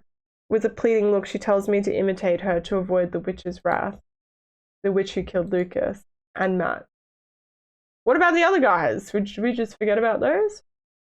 The one who will probably kill us all by the end of the day. With trembling hands, I barely manage to unlock my laptop. The chat window appears before me, flooded with new messages. She uses magic. This is a nightmare. I'm having a nightmare. I just want to wake up. I'm in a nightmare. We're all in a nightmare. There's no such thing as a magic. That's impossible. She's a witch. She can kill us all with one look. I still can't get signal. Someone called 911. We still don't have internet. It's because of her. It's her magic. We're all gonna die. She killed Matt. I'm about to throw up, but she'd kill me if she hears me. We can kill her if we all go together. Who's with me? We're all gonna die, idiot. She uses magic. We can't do anything. I don't want to die, please. Save me, please. Please. Focus. There's got to be a way out of this. Yeah, let's go and kill her. She won't have time to get us all. I don't want to die. You tried that on your own, shithead. I'm sitting next to Lucas. The smell is unbearable. Please help me. Save me, please. My parents are rich. Please save me. We're all in this together, you moron. Calm down. We'll come up with a plan. This is getting intense. We need to exchange the answers to the questions on this chat so we don't die. We're all gonna die anyway. Shut up. Everybody sit still or you'll die. You just have to sit there and pretend to take notes. It's a divine punishment. Because you're all sinners. Shut up. It's all your fault. You're a sinner too, so shut up. We're all fucked. Oh my god. A divine punishment? Maybe that's what it is after all. A loud vomit echoes around the room. The girl sitting next to Lucas's corpse finally cracked. I take a quick look at Evelyn. She continues her lecture without caring about the sickening noise. And all of these concepts bring us back to the decision-making process that you should already be familiar with. Were you the one who was afraid you'd die if you threw up? She spared you. Maybe she kills randomly? She's a witch. She would kill anyone. I don't know. I mean, you know that Lucas was my friend. He was a huge asshole who raped girls. Shut up. That's pure bullshit. Was this rape story true? He's a sinner. Repent or you will all die. I've heard about this. Of course it's true. I know a girl he raped. I heard he always uses the same method. Picks up a shy girl. She comes to his room but that doesn't necessarily imply that she didn't agree. I know a girl who didn't. The fucking rapist. He did several victims in this university. This is no news. Shut up. If that were true, they would have told the cops. No, that's why he picked shy, loner girls. It's much harder for them to go to the police. Besides, it's unbearable to even tell anyone about the details. They just needed to say no. I also know a girl who was raped by Lucas. All the girls in our year know he is super dangerous. So true. That's why most of his victims are from other years. Shut up. Lucas may have been an arsehole, but how does this help us in any way? The witch is going to kill us all. She's going to start asking questions again very soon. Yeah, that witch is going to kill us like she killed Matt. I know Matt. He wasn't so much of a saint either. Don't you dare say that Matt deserved to die. Matt was raping girls? I've known him for years. He would never do that. I don't think he did that kind of thing, but I heard about a messed up story with him with a girl. He had a one-night stand with a girl who got pregnant and he made her have an abortion. So what? She should have youth protection. Matt didn't do anything wrong. She made the decision to abort. This is getting real, like, hardcore. Despite the visceral fear that refuses to leave my body, I try to concentrate on the last exchanges. Matt forced a girl he slept with to have an abortion. This reminds me of something. I press my palms against my temples in the vain hope of diminishing the blood rush that pulses painfully along my veins. Matt, abortion, child. The memory of the exchange between Matt and Evelyn just before his death suddenly flashes back to me. When a couple is expecting a child, who should make the decisions? Oh, what? Evelyn, she asked Matt that question, a very specific question for Matt, as if she had saved this question for him, only for him. Does that mean she knew? In a brief moment of lucidity, I try to gather my thoughts. Evelyn is a demon, a witch, a psychopath. She can kill us all with a snap of her fingers, and yet she follows a very specific plan. She gives us orders, terrifies us, asks us questions. A small voice in my head starts to grow louder. What if she didn't kill randomly? I mentally run down the casualty list. Lucas seems like he was a serial rapist. People might even say he deserves what he got. He's someone punishable. Matt, he forced a girl to have an abortion. Another potentially punishable behavior, as Evelyn might consider, that he was gaslighting the girl to get what he wanted, regardless of the girl's well-being. Then he answered that the mother should be the one to make the decisions. Did he suspect that Evelyn knew? Did he sense that this question was directly aimed at him regarding this very specific event? Evelyn didn't seem to expect any particular answer. Actually, I don't know if there is really a good answer to such a vague question. But then, was it a trick question? Was it a question designed to psychologically torture him before killing him for good, to punish him for his behavior? I try to calm down over the deductive frenzy that takes hold of me. Damn! I know that I have a tendency to convince myself of whatever wild theory that is spinning in my head a little too quickly. Let's start again. Lucas and Matt may have been punished for their behavior towards the girls. But what about the other deaths? The one who died by fire while trying to open the door. The girl who was killed while vomiting on the floor, unable to move. The one who was left paralyzed standing by the door. No. Class is not over. I'm sorry, but eating is not allowed in class. That's how you mess up the room. I is not a valid excuse. Sorry. They died because they didn't follow the rules imposed by Evelyn. But what would those rules be? If you don't go back to your seats, I'll have to punish you too. Is everyone seated? Good. Let's get back to the questions. I expect you to take notes seriously. Would it be enough to be a good, obedient student to survive? Only students guilty of behaviors deemed punishable by Evelyn would be killed. My panic-fevered brain tries to link probably unrelated facts together, and yet I can't believe these are mere coincidences. Lucas and Matt died after being questioned directly. In other words, they probably had no hope of survival. Evelyn wanted them dead. She wanted to punish them for their past behavior towards the girls. As for the others, they were not interrogated. They died because they did not obey the rules. They were not seated, they did not follow the class, they tried to leave the room in the middle of class. In the middle of the class. Right, after Lucas was pierced by a magic spear. The class, you bet. This place is hell. Purgatory. No one's going to make it out of here. I shake my head try and give it myself some hope. I'm sure my theory holds up. Once Evelyn is done punishing all the students guilty of punishable behavior, she will spare the others. The ones who can follow the rules until the end of the class. I need to share this with the others so that there are no more casualties. I'm just about to write on the chat when Evelyn lets out a loud exclamation. Oh, I almost forgot a little question. I instantly freeze as if paralyzed by an unearthly cold embrace. Emma turns to me, looking even more terrified than before. I squeeze her hand with all my strength and utter a few words under my breath. You're safe. She should be in no danger. She's taking notes, she's listening to the lecture, and she's a very good student. She is a girl. Evelyn seems to only punish guys guilty of terrible behavior towards girls. I pray that my theory is correct. That said, even if I'm right, it doesn't mean I'm safe. I try to reassure myself despite the painful heartbeat radiating from my chest. I'm a normal guy, an average, kind of decent guy. That's why Emma chose me. I don't do anything sleazy, not to girls, not to others. I'm a normal guy, I shouldn't be afraid, I think. And yet, why am I shaking like a leaf? You there, what's your name? Breathless, I look up with devastated eyes at Evelyn, who is staring at someone across the room. Me?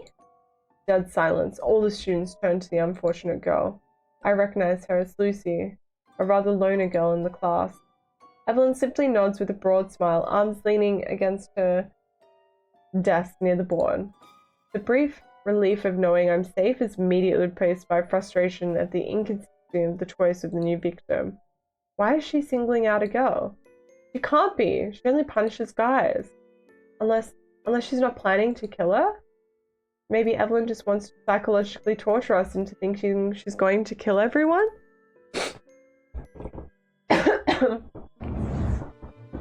Maybe she'll spare this girl and kill the next student she asks a question to. The next one, that could be me. Claire, my name is Claire. I frown.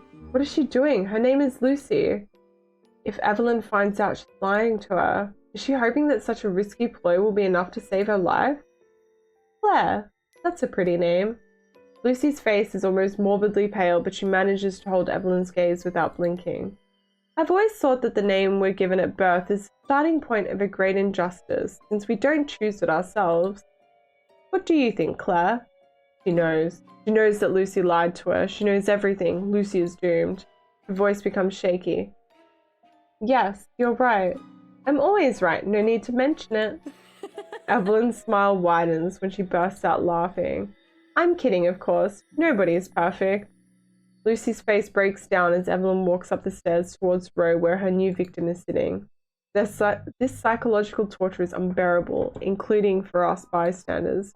Does Evelyn plan to kill her, or does she just want to terrorize her? So Claire, a question for you about responsibility. I resign myself to the obvious. Lucy is going to die. My theory is wrong. Is a person who distributes illegal content on the internet guilty, even if he or she did not participate in the making of that content themselves? Lucy bursts into tears in response to this oddly specific question. Please, I didn't know. I thought they were always consenting, I swear. Evelyn stares condescendingly at Lucy, half leaning over her. The unearthly glow of her medallion gleams on the tear-streaked face of the hapless victim. Please spare me. I'm so sorry. Please, please. Evelyn's gaze grows a little softer. Lucy, I'm sorry to see you so desperate. Lucy raises her pleading eyes. But your answer is off topic. With a simple gesture, oh my god, Evelyn causes a small bluish mist to appear and ripple around Lucy's body. The latter begins to tremble so violently that her seat hammers the metal railing that serves as its support in a sonorous clacking. Clack, clack, clack, clack, clack. The shaking stops after a few seconds, and with a dull thud, Lucy's head falls against the table, her face turned in my direction. A fresh wave of nausea seizes me. Blood has abundantly spurted from her eyes and her mouth during her agony. Ay-ya! With a snap of her fingers, Evelyn clears the magical mist and walks back down to the podium, a mysterious smile on her face.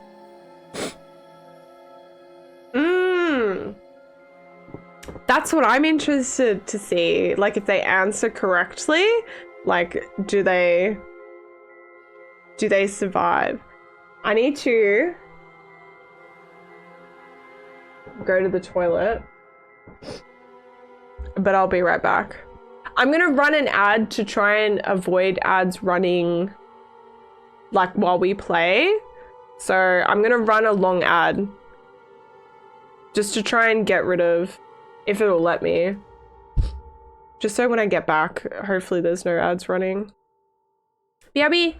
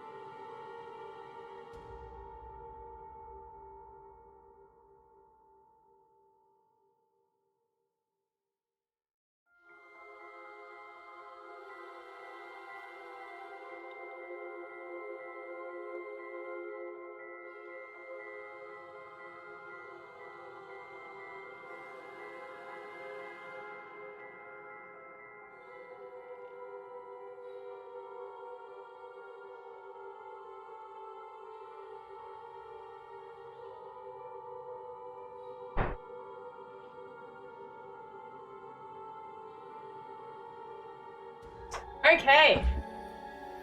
Okay, hopefully ads are off for a bit now. Let's get back to it. Get back into the blankie.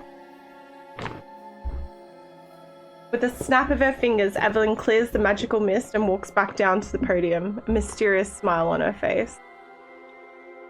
Remember, responsibility is one of the must-have sociological studies in the program. Once back at bio desk, Evelyn continues the class as if nothing had happened. Nothing in her appearance betrays the murder she has just perpetrated. Not her immaculate clothes, not her impeccably coiffed hair, not a medallion, which has returned to its usual hue. Don't forget to take notes. This is important. I hear the sound of someone puking from across the room, but no screams. Most of the students go back to tapping away fervently at their keyboards, looking terrified. I do the same. Evelyn also targets girls. No one is safe. Emma, I love you. I whisper these words without taking my eyes off my screen, terrified of attracting Evelyn's attention. Emma simply squeezes my hand with unusual strength. Out of the corner of my eye, I see a few tears falling on her keyboard as she continues to take notes. I use my left hand to wipe away the few tears that are also beating at the corner of my eyes and take a deep breath. I have to find a way to get us out of this. I have to figure out the rules of this sadistic, perverted game. I have to save Emma. So that is like the plot of the game. We gotta save our girlfriend. I close my eyes and try to recall the details of the scene despite the gagging in my stomach. Evelyn asked a very specific question again, and Lucy didn't react in her usual way, as if she knew exactly what it was about. Please, I didn't know. I thought they were always consenting, I swear. Lucy, she was guilty. She admitted her guilt. She understood that Evelyn had targeted her for a reason, for something she had done in the past. That would mean that my theory might still be right. Evelyn's criterion for guilt would simply be harming other girls regardless of the gender of the perpetrator. I log back into the chat room at full speed. I need to know about Lucy's story. I decide to ignore the overwhelming mass of messages on the screen and type on my keyboard despite my shaking hands. Does anyone know what Lucy was talking about? Who were the non-consenting people? Shut up, we're all gonna die. She's a sinner too. Repent, everyone. This guy seems to have lost his mind, but I feel like his sinner theory is somehow kind of right. I just need to confirm it with Lucy's story. It's just rumors, but I heard she was collecting sex tapes from some students and reselling them to porn websites. I guess in a lot of the cases, the girls didn't even know they were being filmed. I never checked online though. It's not a rumor, it's true. She even admitted it herself. Shut up, that's a lie. You mad, bro? Not sure if this is related, but I've seen videos of Lucas on porn websites. Same. +1. And not just Lucas, by the way, there are a few other guys from this university who had videos of them having sex with a lot of different girls. Would that mean that Lucy had to deal with these guys? That would explain Evelyn's question about responsibility. But how could she know something like that? She's a witch. She knows everything. We're all gonna die. It's only a matter of time. My theory seems to be confirmed. There are two types of victims, the punished and the disobedient. The punished are targeted directly through Evelyn's questions, which allows her to remind them of their misdeeds before killing them. They are guilty of having carried out terrible acts, supposedly on girls. In other words, those who didn't do any evil thing have nothing to fear. Nothing to fear in principle. In principle. As for the disobedient, it can be anyone. The moment you disobey Evelyn's rules, you have a target on your head. The main problem is that I don't know with certainty the extent of these rules. Supposedly, it would be enough to pretend to be a good student and to obey her orders when she gives them. Yeah, right? It's like, we're safe. Supposedly. I shake my head. There are too many holes in my reasoning, too many grey areas. But it's the only lead I have. If this could save lives, I need to tell everyone. Emma, log on to the local chat room. Emma looks at me unresponsive, looking dazed. The local network chat. I think I know how she chooses her victims. A small glimmer of hope lights up in her large, tear-reddened eyes. You are sure? I'll explain everything in the chat. Just log in. Emma glances worriedly at Evelyn, who now has her back towards us as she is writing on the board. Actually, I'm already logged on. I thought she would be fully focused on the class. I give her a weak smile and a slight nod. Despite my shaking body, I begin to type on my keyboard at a steady pace. Look, I don't think she's randomly targeting her victims. Fuck you. Matt didn't deserve to die, not like this. Lucas, Matt, now Lucy. Every time she asks a question, she knows something morally wrong her victims did. Exactly, she only targets sinners. You have condemned us all, you fuckers. What's your deal, Sayu? You're saying that you agree with the other sicko here? It's a bit more complicated. Basically, Evelyn kills people who she thinks have done something terrible. She asks them a question with no good answer and she kills them. And Alicia? She killed her while she collapsed on the floor vomiting. That's because in addition to her sadistic justice, Evelyn also kills people who don't obey the rules, like those who stood by the door despite her threat.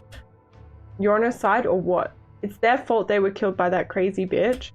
They were paralyzed with fear. He's on her side for sure. What's with the bullshit rules? If no one knows them, it just means she's killing blindly. It's a bullshit excuse to kill us all like pigs. It doesn't make sense. She just kills for fun. She is a witch. She wants to sacrifice us to invoke an ancient demon on Earth. Shit, I underestimated the difficulty of sharing ideas online. Nobody's really listening to me. A very light tap on my back almost makes me scream in surprise. I turn around and see Jessica, Dan, and Wes on the seats right behind me. Hey, it's not that dumb, your theory. Jessica is careful to keep her voice low. Despite the relative distance between us and the board, and thus Evelyn, there's no telling how much she can hear us. What are you doing here? You're insane. Why would you move from your seat? It's okay, she is focused on writing. Look. I quickly turn back to Evelyn and see with relief that she is still facing the board, writing sociological concepts that sound completely unfamiliar to me. Seems like she can't hear us. We should be fine. Emma joins the discussion. I think your theory makes sense, but yeah, it's not stupid, but we still don't know how to get out of this crazy shit. More whispers get our attention. Sayu, are you sure about your theory? How do you explain that the witch spared Rose? She was with the others near the door, though. I catch a glimpse of the twins who have moved closer and are now almost glued to Emma. Rose, the one who passed out on the floor? The twins nod their heads perfectly in sync. That's what I was going to say, but there are still details I don't understand at all. I glance back at Evelyn in fear again. She quietly continues to write a rather dense lecture on the board, clearly unbothered by our whispers. I try to remember the scene. Rose. That's consistent with what Sayu says. Rose passed out so she couldn't obey the rules. What the hell are you talking about? To which she asked everyone to go sit down. That was the rule. Go back to your seat. Does that mean we're in danger since we switched places? I don't think so. Since the murders started, I've changed seats 3 times, and I still haven't been targeted. As long as we stay seated, I think she's satisfied. Why did you change your seat 3 times? Jessica looks at Dan like she's talking to a retarded child. To get me closer to you so we can come up with a plan, you idiot. But to get back to Rose, that doesn't add up. She killed Alicia, who was throwing up. She couldn't get back to her seat either. The scene suddenly comes back to my mind. Poor thing, she fainted. What kind of teacher would I be if I punished a student with anemia? As for her, I'm sorry, but eating is not allowed in class. That's how you make the room dirty. The rule is to behave in class. Remember, she said she couldn't punish someone with anemia, so she couldn't kill Rose. She spared someone who has anemia, but she punishes someone who can't control their gut when facing dead corpses? That's complete bullshit. She made it clear that no eating was allowed in class, even though she knew full well that Alicia was throwing up because of the situation and not because of her breakfast. Her reasoning is particularly sick for sure. But since then, there have been plenty of other students who threw up and are still alive. Jessica fixes Emma with an icy stare. They were in their seats, which was the main rule. Go back to your seat. That's completely twisted. If she was throwing up, she couldn't go back to her seat. We're still in class! Yeah, I know. It's like getting a bit wild. Yeah, it just shows how sadistic she is. If you know you can't hold your guts in, then you shouldn't have headed for the door. But Rose fainted. According to your twisted reasoning, she too should have stayed in her place if she knew she couldn't stand. I massage my aching temples. I don't know, maybe she sees anemia as potentially related to poor health, to something we don't choose? You don't choose to vomit. Maybe it's not so much a matter of affliction as of consequence. When you vomit, you're still conscious, even if moving is very delicate. She doesn't want to kill people who won't see death coming at them. She is the worst kind of sadist. She insists on following the rules normally imposed by a teacher. A teacher? You thought she was a teacher? She's not here to teach us anything. She's here to kill. We know all that. Sayu's theory is that she's playing teacher to catch us off guard on very simple rules of behavior that everyone knows, but applied to a morbid supernatural situation. Yeah, you can't reason with the murderer. That way she's sure everyone will make mistakes. That's disgustingly sadistic, but it seems to fit her personality well. Exactly. Look, I don't know where her supernatural powers come from, nor do I know why we're stuck in such a nightmare. However, I get the impression that she's trying to punish certain students guilty of behavior deemed harmful. Dan raises his voice slightly, despite the risk. What do you mean exactly? She's playing the vigilante. That's your theory? So all the guys who are not perfect have to die? Guys or girls, it seems. I don't care. You're saying I deserve to die? Emma turns back to Evelyn, looking very concerned. Dan, I'm begging you. Keep your voice down. Dan, we don't make the rules. I just feel like I have to bet my life on your bullshit theory. That's why what you're saying. And you're safe because you're the nice little boyfriend of a nice little girl.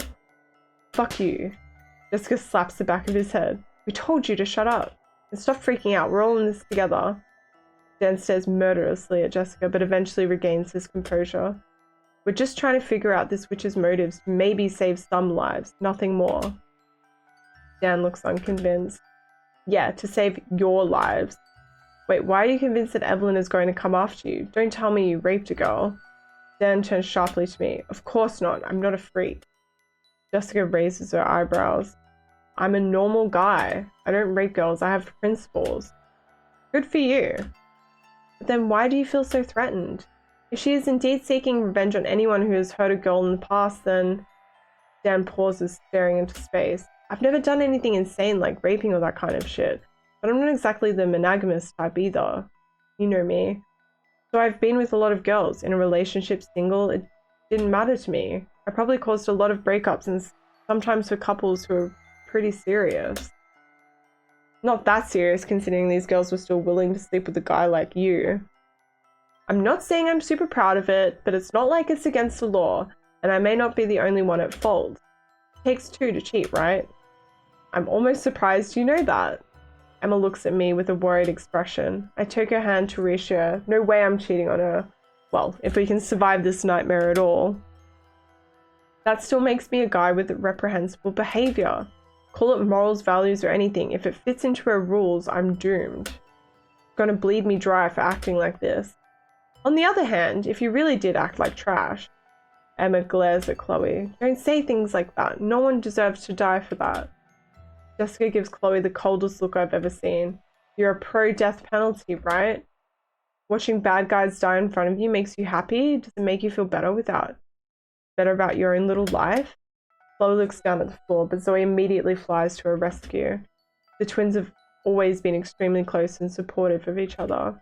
That's not what she meant. No one wants Dan to die, but if Sayu's theory is right, that's pretty reassuring, right? It means there's real hope for some of the students. The good students, right? Trash like me can croak as quickly as possible to help you get out?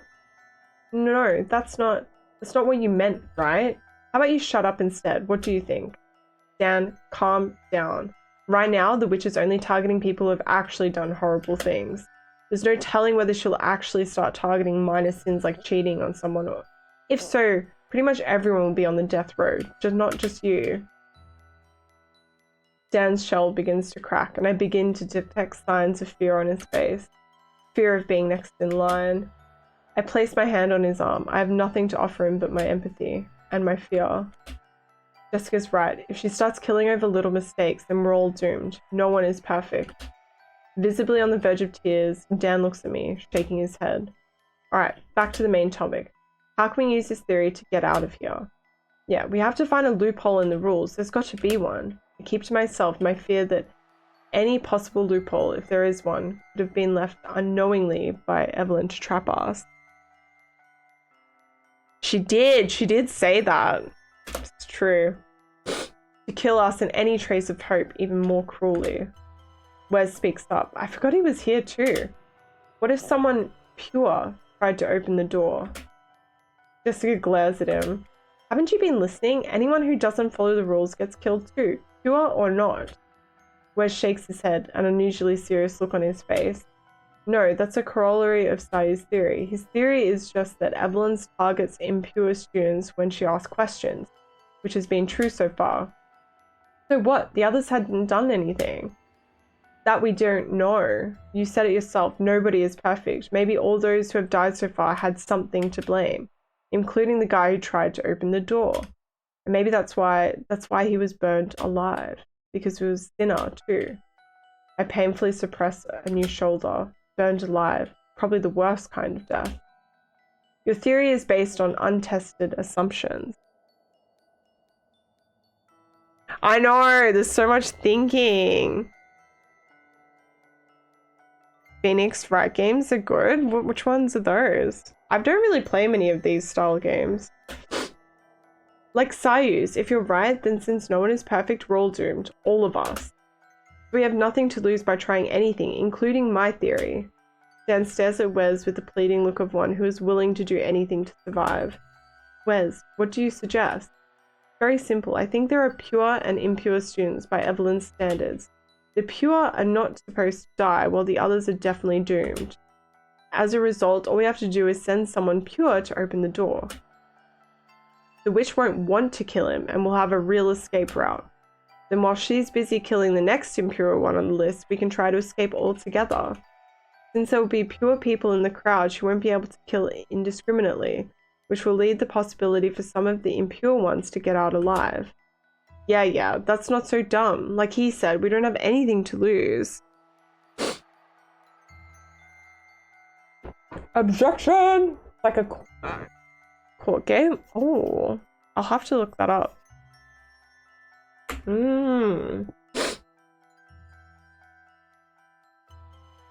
Oh, really? That's wild. Huh? With your stupid theory, we're all going to die for sure. This theory is even more fictitious than mine. A pure delirium with childish naivety? As if the key to our survival could rest on something so simple, so black and white. And yet, it's tempting to cling to the slightest hint of hope, however illusory and ridiculous. Maybe there is some truth to it. I frown. This idea that there really are pure people doesn't make sense. No one is blameless. This plan doesn't make sense. That said, perhaps not everything is to be discarded. His theory is based on a total contradiction. Nobody would instinctively want to leave the room calmly. And that's exactly why it could actually work. It would be twisted enough to surprise Evelyn, or go along with her sadism. Maybe she planned to tell the very last survivor that all he had to do to survive was to leave the room quietly. That's definitely something she could have planned. What if we forget about this purity thing? What if it was enough for someone to simply walk out very quietly as they would during a normal class? After all, we're allowed to go to the bathroom, usually. Jessica looks at me with a condescending sigh. A normal class, right? Like, are you pretending not to see the dead bodies around us? Precisely. To allow something so simple, something that no one would dare to do in such a context, would be the height of sadism. That's precisely a rule Evelyn could invent, because no one would dare. Yeah, that makes sense. It's coherent. It's anything but coherent. It's based on nothing but pure desperate speculation. But in a situation as impossible as ours, I'm convinced that we need to think differently. Counterintuitively. Calm down. There's just one issue with this brilliant plan of yours. Jessica sets her beautiful eyes in mine. The brave chosen one who will test your wonderfully disruptive theory. Are you talking about yourself? You should stream the game when you get the Switch going. They're fun to play on stream. Oh, is it like multiplayer? Or is it like decision-based like this? Yeah, I need to set up my Switch again. I like set it up for New Year's in the living room. And haven't set it up again. No. Chief! Hello! Thank you for the raid! How are your games? Single player like this? Just like courtroom style? Happy Blush! Thank you for the follow! I appreciate it. Well, thank you for the shout out, Sharky. Hello! Oh my god, I can't wait till the animal one of this comes out. Get over here. Want the hands, boy? Want the hands? Want the hands? What? Which one are you? Alright, bro, I'm about to show you. Are you the hat guy? Ready for it? This is a nice hat. Headbutt. Ooh, that's pretty sick. Yes, get it. Oh! You survived the fire! Those games are so funny. What is it? Animal Party or something? That shit looks so fun. Amazing. Welcome in. We're playing this like weird game called Midnight Witch. So we're like this guy who's dating this girl with the pink top. And we just got a new teacher and the teacher is like killing everyone. And we're trying to work out how to get out. And you're just farting everywhere. I should go to sleep now, but tell me what happens later. I will, K-Master. Thanks for hanging around. I'll let you know. We'll see how we go. Still got a bit of time left. Stinky baka. Let's get this.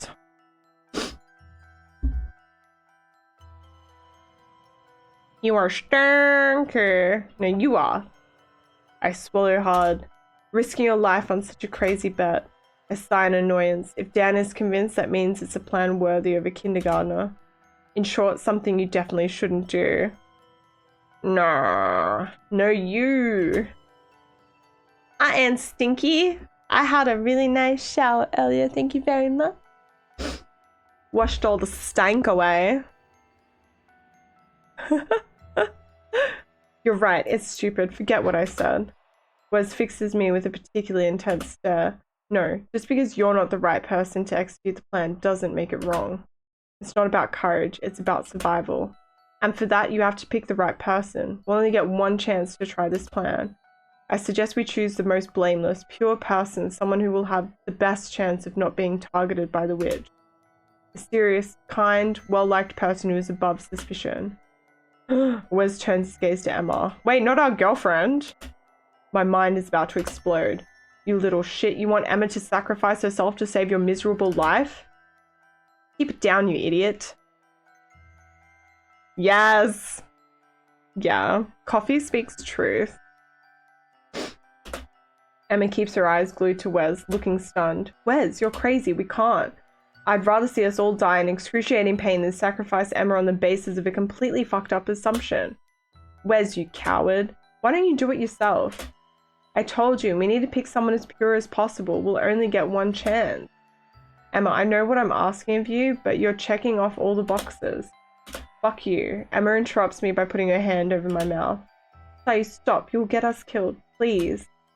I have to summon all the strength I can to keep up my composure. There's no way. Emma is sacrificing herself. You'd rather have us all die than give us more chances of survival to others? I'm about to snap his twiggy little neck when Emma puts her hand on my arm. Looking, pleading. I close my mouth with a loud sigh. Don't touch Emma. Not one finger. There is a long silence. The only sound I hear are Evelyn's distant voice, still reciting the lecture, and the mechanical noise of computer keyboards all around us. Eventually the eyes converge on Jessica, who stares at Emma with a dark look, as usual. If she dares. I think it's a shitty plan. It's way too risky, and it has no basis, in fact. Emma sighs, a slightly relieved look on her face. Even though I would never have let them do it, it's easier that Wes stays completely isolated. This filthy coward. Poor Wes. According to Sayu's theory, we have some time left before we are killed, provided we obey the rules. Time we can use to find a loophole. I agree. Yeah, you're right. Emma sighs again. Anyone has the lead? A handful of students in front of us turn around after making sure Evelyn is still writing on the board. Hey Sayu, you know how to escape from here? Please, I'll give you anything you want. I just want to get out alive. Jessie gives them her most haughty look. You idiots. Have you been listening? We're still looking. You said you had a theory. Yes, but a theory to survive a little longer. That's all. Until we figure out how to get out of here. Jessica nods her head in agreement. I'm rich. My father can give you anything. Just get me out of here. Did you not pay any attention? We don't know how yet. Emma, you're a super nice girl. Please, I'll do anything you want. The twins both sigh. These guys are crazy. Talk about losers. That explains some of the messages on the chat. There has to be a way to escape. If there are rules, there are loopholes. The real question is, if Evelyn thought of rules to torture us, why would she leave us the option of exploiting any loopholes? Time to get snacks! Enjoy! Could we use one of the weird weapons she invoked? I'm sure it... If you had time to chat, it means you already know everything about this class. Our entire little group instantly freezes. You there, in front of the handsome boy. Were you saying something? Is it because you're bored? No, not at all. The allegedly very rich student's shaky voice betrays the sobs that agitate him. It's probably more interesting than this class. Could you share with the whole class what you were saying? A cold sweat floods my chest. My throat instinctively knots and every breath becomes difficult. It could have been me. I'm 3 feet away from him. She could have questioned me. But he is the one who is doomed. He was the last one to speak. The last one to break the rules. With a howl, the student in front of me gets up and runs full speed towards the large glass windows at the back of the room. I watch the scene in awe. Evelyn is still standing motionless next to the board, a toothy grin on her lips. What does she plan to? The student throws all his weight against one of the large windows in hopes of shattering it. I can't help but wish with all my heart that he will succeed. If he does, will Evan have time to kill us all? Will he be able to sneak away during the class or call for help?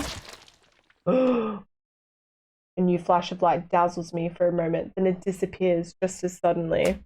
My eyes slowly reopen, but the long pained groan I hear leaves no doubt as to the outcome of this escape attempt. Oh! A new vision of horror awaits me. The student who tried to flee lies a few meters off the ground, pierced by a wall of purple thorny vines that dance along the large windows. Very quickly, his rattling dies down and his lifeless body becomes to a complete stop, just like the brambles that now seem to be frozen. Thank you for leg day! I hope you've been enjoying your gym stuff, Chief. Hope gym is going good. Yeah, it is a bit spooky. We don't get as many like visuals, but as far as I know, this is a free game, so it's just the story. I'm sorry I don't have a good reading voice. Through the few gaps left by the thorny vines. Oh wait. The room is perfectly silent, aware that the slightest noise could be sanctioned by Evelyn. Gym's been going okay. Good. There is no alternative to this deadly little game. We must play by the rules. The only way to survive is to break through the cracks. Next to me, Emma sits straight in her chair, eyes closed. It's probably wiser. Contemplating a new corpse can only encourage the mind to plunge into madness for good. And if we want a chance to survive, we'll need all our mental capacities. Oh, you want a Pikachu as well? Pikachu.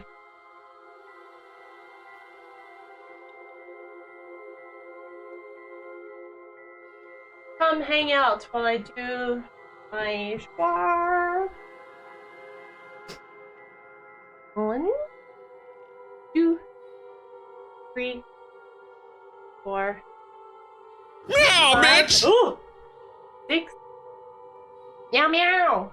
7, 8, 9, 10.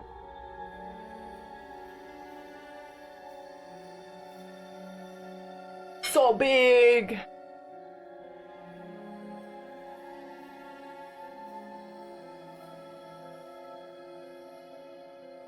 So big with beautiful hair.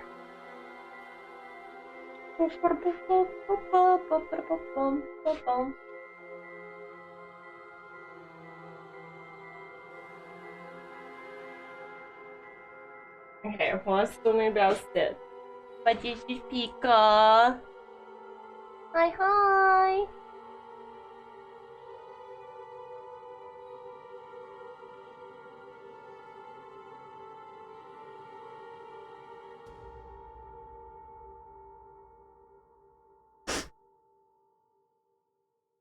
Thank you.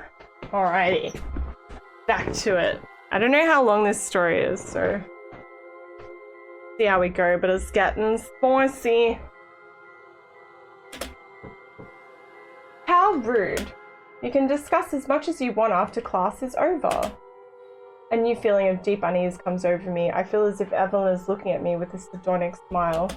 Her eyes, an unearthly glint, dances in the depths of her eyes. Could it be madness, cruelty, sadism, or simply fun? In a great theatrical gesture, Evelyn turns back to the board and starts writing again as if nothing had happened. Her medallion glowing with magic bounces against her chest as she moves, an unyielding witness to the carnage she has wrought. Deep inside me, a small voice that I had previously muzzled now resounds with force. We can't get out anymore. We are doomed.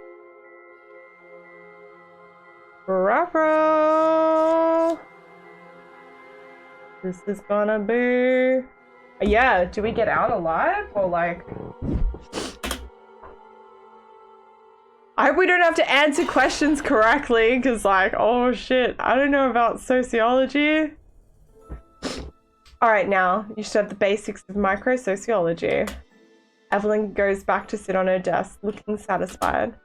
Behind her, the board is black with words most likely related to sociology, but I'm unable to focus on them. My gaze remains fixed on Evelyn's smile. Less than an hour ago, I thought it was one of the most beautiful smiles I'd ever seen.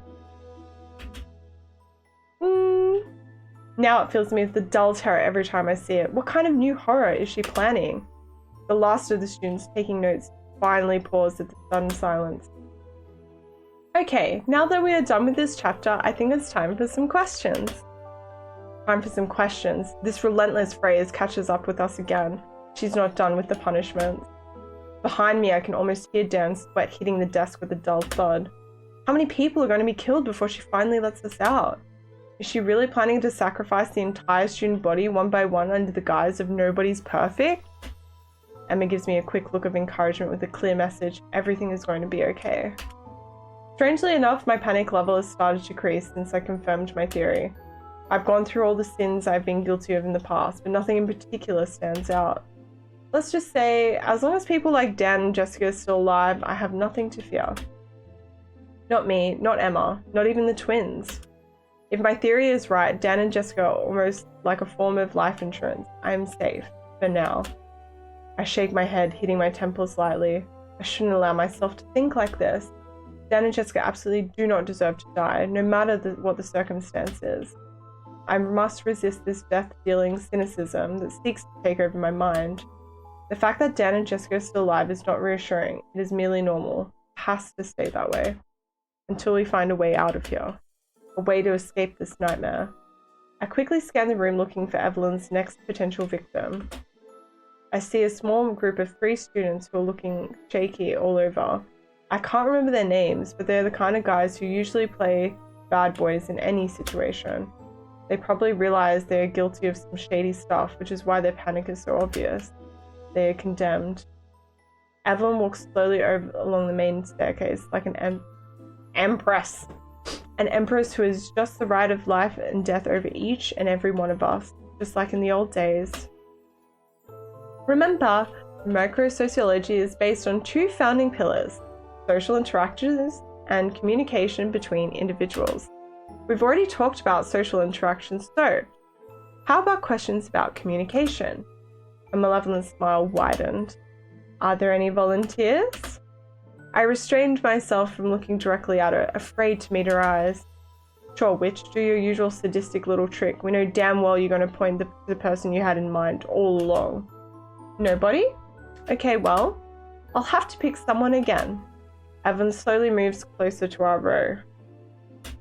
Shit, I hope she doesn't target Dan. I haven't heard from you since the beginning of class. What a shame. You seem to be such a good student.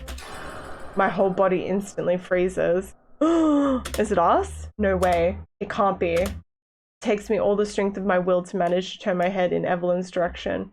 She's standing with one hand on the table, staring at... What was your name again? Emma? Not our girlfriend! That's completely impossible.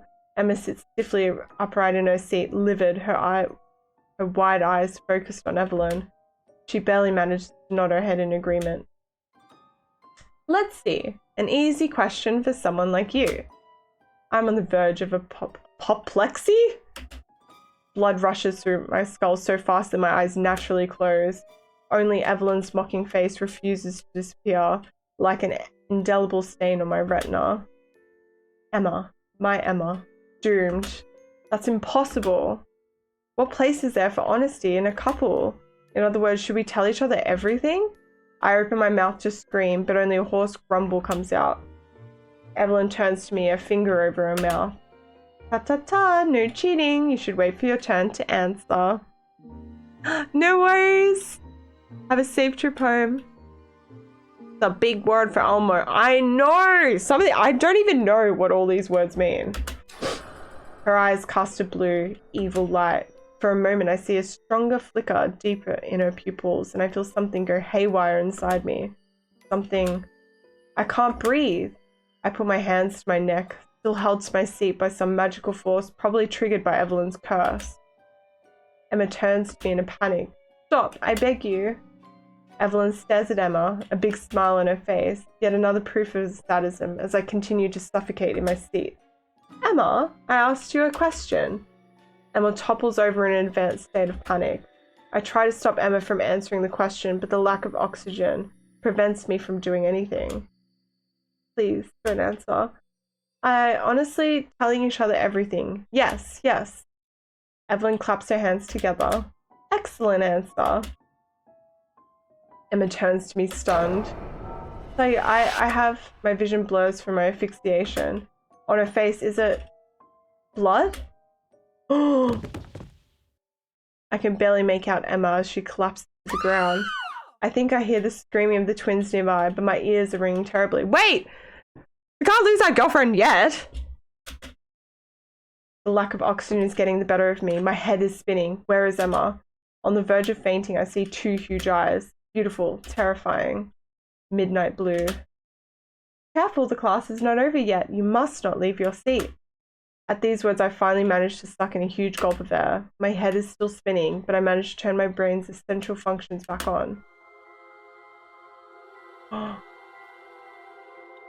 Emma is lying on the floor, a long blue dagger protruding from her back. Suddenly, I feel a tremendous amount of pain. Breathless, I struggle to scream. Emma, my Emma, Emma! Evelyn's threat hits me hard. If I leave my seat, I will be punished. I will die too. I lower my tear-filled eyes towards Emma's body, whose face straightens slightly towards me. Sayu, forgive me. The horror of Evelyn's twisted trap intrudes on me in all its glory. If I wanted to live, I must let the girl I love die before my eyes, without being able to comfort her, without being able to touch her one last time. I must let her die alone, abandoned on the dusty floor of an auditorium. Murked! Oh my lord, Brian! Hello, how are you doing? What do we choose? We can't let her, like... Surely, like, we're, like, special, right? No way. I can't stay still. I can't. Fuck Evelyn. Fuck everyone else. Nothing makes sense anymore. Emma is going to die. Just as I rush to the floor to hold her, an immense pain hits my back. I collapse in front of Emma, and I can see the supernatural dagger piercing my body. Oh shit, did we die? All for one, one for all.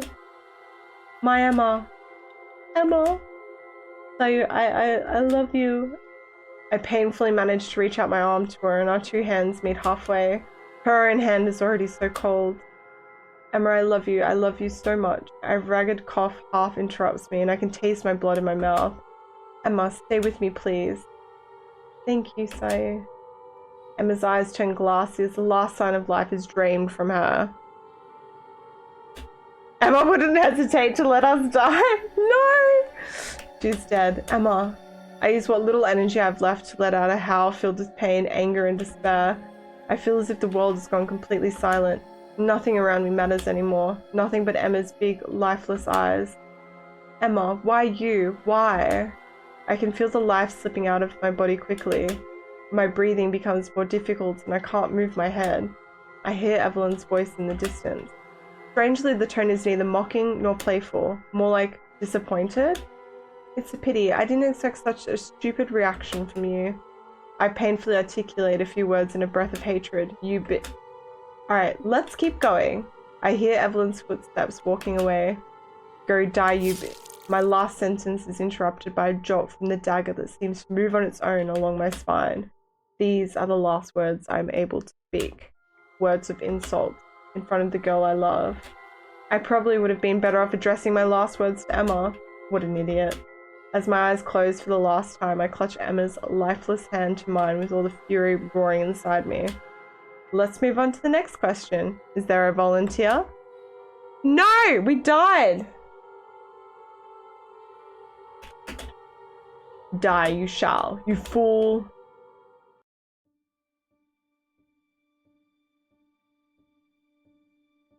Shit. Oh. So we have to start again? I think that's why there's a skip, right?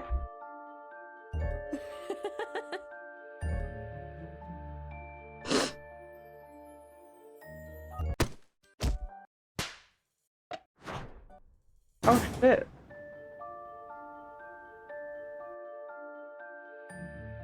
Let's try different answers. There are many things I don't know in this universe. The meaning of life, the origin of black holes, the expiration date of milk sitting in my refrigerator. Our progress in the course is simply part of this great unfathomable whole. Might as well go all in. I wish I could answer you, but, you know, I haven't shown up to my class for... Emma graces me with a surprising powerful blow to the sternum that takes my breath away. I give Emma a surprised look. What was she expecting? That I would be up to date with the course? My non-answer, however, earns me a few fat laughs from the higher rows. I swivel towards Evelyn. Well, Sayu, I'm lucky you decided to show up today. I'm sure you won't regret getting up this morning. Huh? Who can help Sayu remember where you were? We were on comprehensive sociology. Evelyn quickly claps her hands, looking visibly excited. The analysis of the social world, fantastic. Okay, so I think we can skip this now. At least we can skip, right?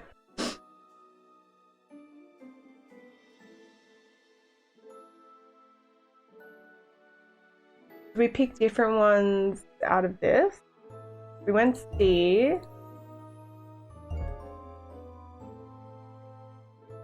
B. I don't think these ones matter.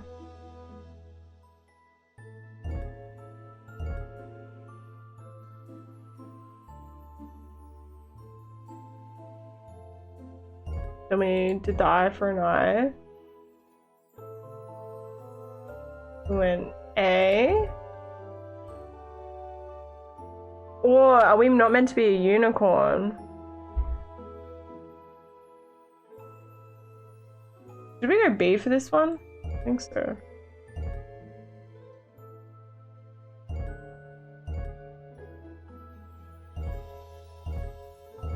Oh, whoops.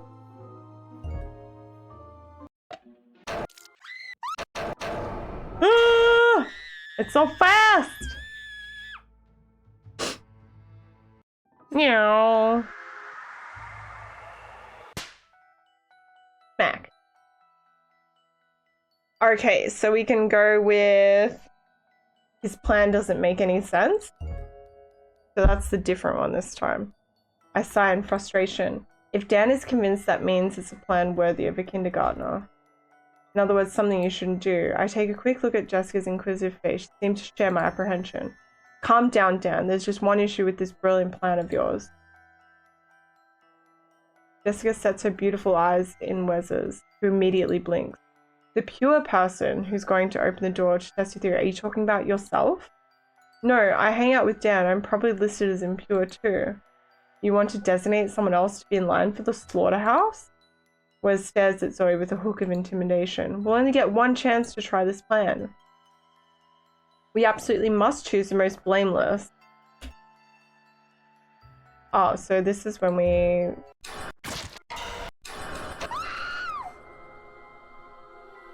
She dies anyway? What is this? I played one match online and got my ass kicked. Yeah, online would be so intense. Okay. We go with I don't have a choice this time. Emma. Emma is going to die. And I have to watch her die totally powerless. My Emma. Emma. Okay. If you keep disrupting class, I'll have to punish you. Emma's gaze becomes pleading. Please don't. Her voice is weak but still manages to convey a message forcefully. Tears stream down my cheeks. Even to the end, she's still concerned about me, about my survival. It's okay, like, but our girlfriend is dying now, and like, I don't know how I chose different things, so I don't know if we can save her. Exactly, Brian. Emma! We're losing Emma. Sorry, the girl I love is dying in front of me. I'm not doing anything to help her, and I'm sorry. Sorry, you vile piece of shit. My voice turns into a hoarse whisper. I love you. Emma pretends to smile despite a coughing fit that causes a new spray of blood to appear along her mouth. Sayu, I love you. Her last sentence is interrupted by a jolt from the dagger that seems to move in its own along her spine. As life completely abandons Emma's body with her big blue eyes turn grey, I feel as though I'm drained of all emotion. I no longer feel anger or terror. I just feel a deep despair that almost completely numbs my pain. I cannot take my eyes off Emma's lifeless body. The rest of the world goes black. Emma couldn't even finish her sentence. Evelyn probably waited for the right moment to put her out of her misery to make my pain worse. Evelyn. I know I should feel all the hatred in the world for her. I know I should stand up, use the dagger stuck in Emma's body and run to a certain death, trying to tear out her huge blue eyes. Revenge.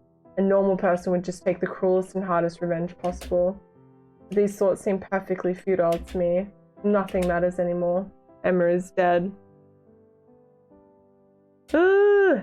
I close my eyes and begin to cry openly, not caring about any punishment from Evelyn.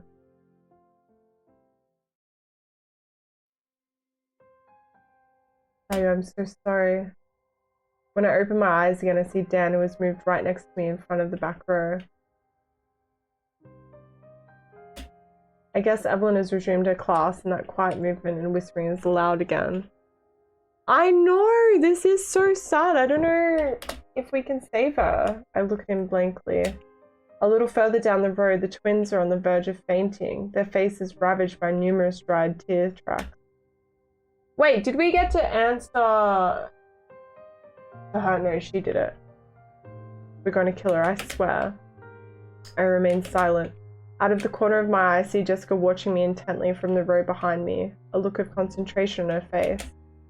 We won't stay passive, we're gonna make it. It's as if my heart has turned into some kind of black hole that has completely wiped out any form of emotion in me. I continue to stare at him without saying a word. Sayu, say something. Dan shakes me by the shoulder despite the risk involved if Evelyn spots us. I don't know if we redo it and try and like get her back with different answers in the quiz, maybe? Come on, there's no point in crying forever. We have to get even now. The ocean of pain that completely overwhelms me slowly turns into a raging anger. Shut up. What? I don't care anymore. She killed Emma. That's why we need to react. Emma, she was perfect, and yet she killed her, slaughtered her like lamb. Looking contrite, Dan puts his hand on my shoulder in what he hopes is a comforting gesture. It is not. My theory was completely wrong. She kills anyone. If Emma was targeted, then we're all going down. Emma was perfect. Tears well up in my eyes again. I should have stayed with her. Evelyn would have killed me too, and I would have died with Emma. we would have stayed together and she wouldn't have to die like this. My voice breaks into sobs. Anger again gives me way to sadness and despair. Dan watches me with clenched jaws, looking visibly moved. Come up with a plan if it amuses you. There are no rules, no logic. She's going to kill us all with her invincible magic powers, and we're all going to die totally helpless, like lab rats. There has to be rules. You said so. Emma is dead. There are no rules. Leave me alone and enjoy your last moments. Dan widens his eyes, shocked by my fatalism. Oh, Legoland! Oh, I've been to Legoland in America like 12 years ago or something. It was pretty sick from memory. Like, awesome. And the apple fries. I remember Legoland like being really cool and the apple fries were really good. I was like, man, I want to have apple fries all the time. This isn't like you giving up like this. Leave me alone. I just want to, what? Stay with Emma? So what am I waiting for, to get up from my seat and have Evelyn kill me? Am I just a coward? My thinking is interrupted by Evelyn's voice again. Well, let's get back to the questions. Is there a volunteer? An unexpected commotion fills the room. After Emma's death, everyone seems to understand that anyone can become Evelyn's target. She's going to kill us all. Help! Run away! The screams act as a signal. 3 students rush for the door, while a handful try their luck with the glass windows despite the thorny vine wall. The remaining students remain paralyzed in their seats, aware that it is already too late to get moving. I pity the participants in this futile escape attempt. Poor fools, there is no escape. She has planned everything. We can't get out. Evelyn observes the students rush with an amused look. She barely needs to move an arm for more magic spears come out of nowhere and pin the 3 runaways near the door to the ground with a sickening crack. Her smile widens as the blue glow dancing in her eyes shines brighter than ever, as does the glow in her medallion. As for those who try to get past the thorny vine wall, their screams tell me the extent of their failure. I refuse to turn around to contemplate this new part of the morbid work imagined by Evelyn. Evelyn, that filthy witch, who deprived me of Emma. She seems to enjoy the last moans of the dying students. When a dead silence reigns again in the room, her voice raises again. You guys are pretty agitated. I think we can conclude the questions for now. All right, let's get back to the class. Perhaps we should start the chapter about justice? Evelyn claps both hands, delighted by her own idea. Yes, justice sounds perfect. She turns back to the board and erases it with a snap of her fingers before returning to writing. The surviving students are all morbidly pale. Even Dan seems particularly downcast. After all, Evelyn has just killed again. 5 people, without any hesitation. The list of the next potential victim is shrinking by the minute, and everyone knows they could be next. And please don't forget to take notes. The best students will be rewarded. Rewarded? She's blatantly messing with us. The survivors' fingers unconvincingly resume their dance on the computer keyboards. Everyone seems to be in shock at the massacre that has just occurred. The door and the adjoining walls are now covered with blood, and a strong smell of corpses fills the atmosphere. I guess we've gotten used to such a stench because no one is vomiting anymore, despite the carnage. Or maybe we don't have anything left to vomit. Evelyn, not bothered by the foul smell in the air, now recites the rest of the lesson by writing the important concepts on the board. So we don't have a choice now. We have to come up with a plan. We're all going to die otherwise. I turn in disillusion and look towards Dan. What's the point? We're all going to die. You just said so. All the more reason to try something. An escape attempt just happened. You saw the result. Evelyn didn't even look surprised. Dan seems at a loss for words. So what? So what? We just have to come up with a better plan. Jessica, sitting in the road directly behind, leans in. Sayu, stop whining. It won't bring Emma back. We need you to help. We need your help to think of a plan. I give her a hateful look. You shut up. You never wasted a chance to insult Emma. You hated her. I raise my voice despite the risk that Evelyn will hear us and just take a bite out of our lives. After all, why not? We're all doomed anyway. Thank you for the limber up and the sippy sip and the drip check, Laggy. Thank you. Yeah, I do need the water, right?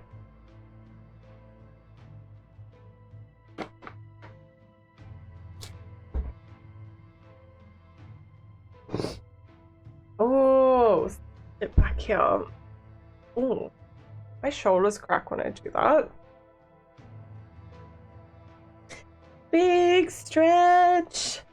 Today, we have Slipknot merch on. It's so cute and it's so comfy.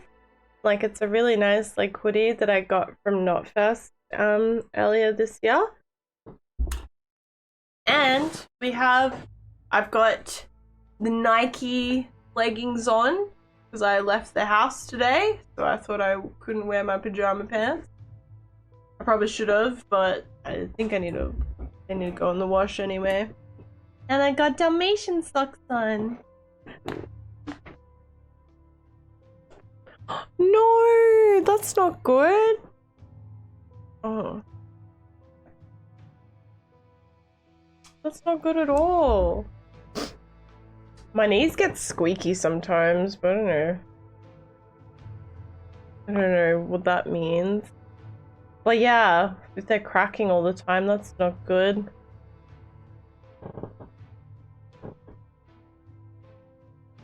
You must feel so superior to still be alive, but you're nothing but trash next to her. She deserved to live 1,000 times more than you.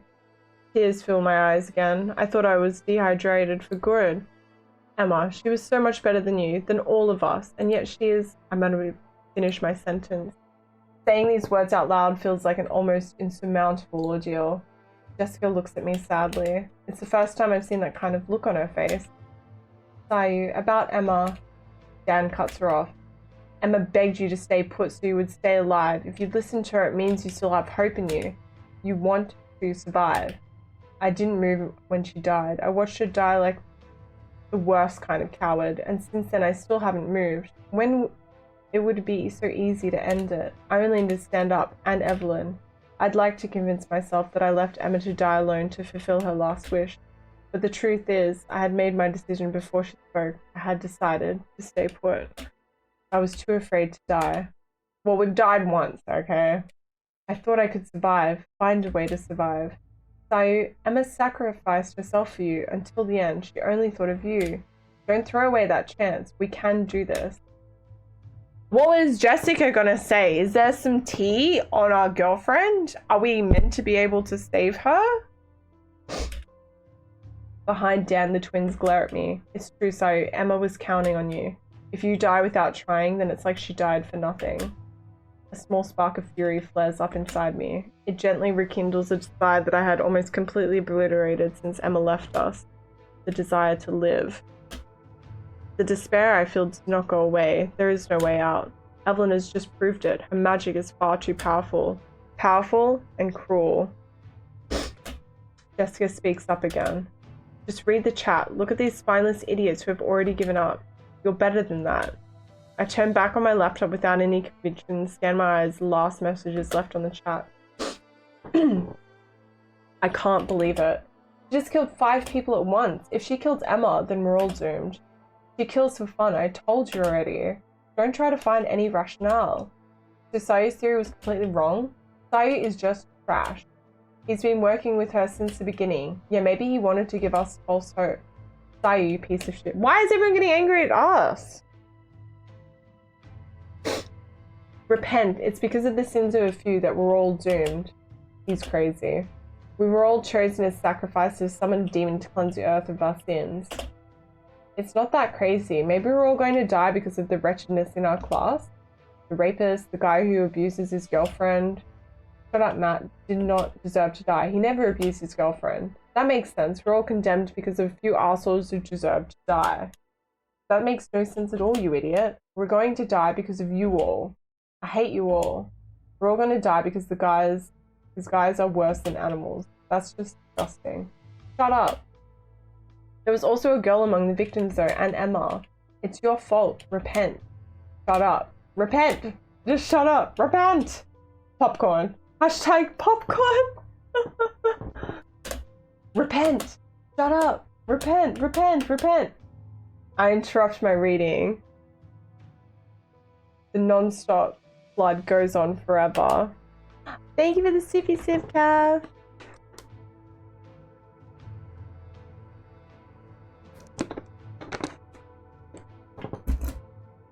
I don't know if we go back. I thought in the description of the game it says that we need to like save our girlfriend, but like I don't know, were our answers meant to be better in the questionnaire? Because otherwise I did change the other answers, unless that was the wrong selection of answers to change.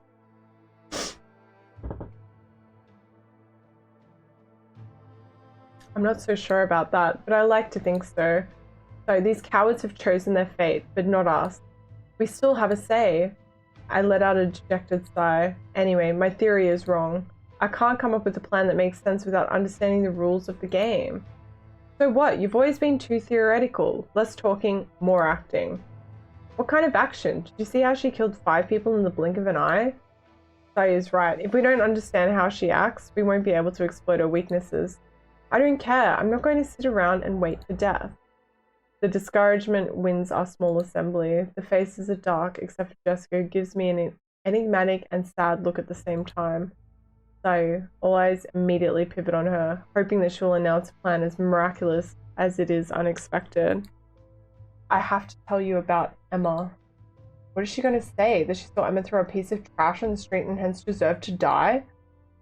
Jessica lets out a long sigh.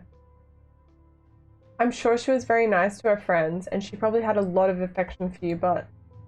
The twins open their eyes wide. Jessica, there's no point. It wouldn't do any good for him to know. Wait, what? Tell me what? Speak.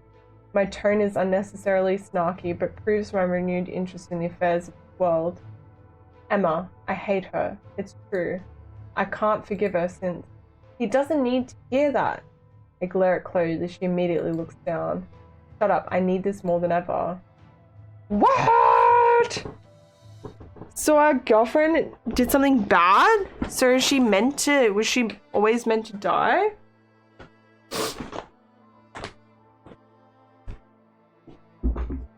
Oh shit. Since what, Jessica? Jessica closes her eyes. Since she slept with my boyfriend last year at Dan's party. Oh. What? Emma? With David? Is that why you dumped him right afterwards? Wait, what? Zoe looks at me with pleading eyes. She was upset about her cat who died. David got her drunk. It's not her fault if... Jessica's eyes regain their ice-cold glare. I caught them in the act at the party. I don't care what their reasons were for doing this. It takes 2 to cheat. Both of them deserve all my contempt. So yes, I dumped that cheating bastard, and yes, that's when I started hating Emma. How the turns have tabled. What a twist. Yeah, Brian, I wasn't seeing that coming. And no, I didn't tell you, Sayu. Emma, my Emma, so sweet, so perfect. Emma cheated on me? On me? You cheated on me? Sayu, you had been together for less than a year. Back then, if you knew how much you regretted it after. Shut up. I yell without any restraint. I feel most of the eyes in the room converge on me. It's literally impossible that Evelyn didn't hear me. The twins, terrified, turn their heads towards the board, waiting for the inevitable punishment that never happens.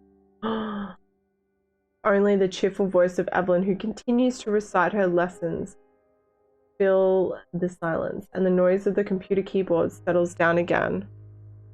What? Emma cheated on me. She did. No matter when, no matter how. She cheated on me. After all we've said to each other, everything we've been through, all the words of love we've exchanged, tears are coming to my eyes. I thought we would end up getting married, start a family together. Is that why the communication question was directed at her? Because she didn't communicate what she did. So, like, the cheating is, like, bad, but she didn't communicate it, I guess. Grow old together, die together. Fuck. Emma cheated on me. My Emma. A big part of my inner world just fell apart. The happiest part of my life was a lie. Sayu, I had no idea. I'm so sorry. The twins remained quiet. They obviously knew all about it. They and Emma have been friends forever. Sayu, I'm sorry I didn't tell you sooner. I didn't think it was any of my business. I didn't want to interfere in other people's relationships. I already had to bury mine. I remained silent, my fists clenched. Emma, behind her angelic smile, she slept with David, a filthy shit. Every time I touched her and thought I was the only one. Every time she told me I was the only one. And she told me that she loved me. Shit. Sorry to bring this up again, but that means Sayu's theory is still correct, right? Emma deserved to. I cast a bloodshot glance toward Wes, still sitting in the row behind me. If you say one more word, I'll rip your throat out with my teeth. Rawr. Wes immediately closes his mouth, obviously frightened by my meaningless threat. That's awfully cynical, Sayu, and I understand how hard it is for you to take that under such conditions. But Wes has a point. The witch did have a reason to go after Emma. There was nothing blind about it. I don't care. I don't give a damn. My theory, Jessica, Dan, everyone, my thoughts, my hate, my whole being is focused on Emma. On all the happy memories that are crumbling one by one. Sayu, we have to get revenge. Channel your anger to find a way to get out of this.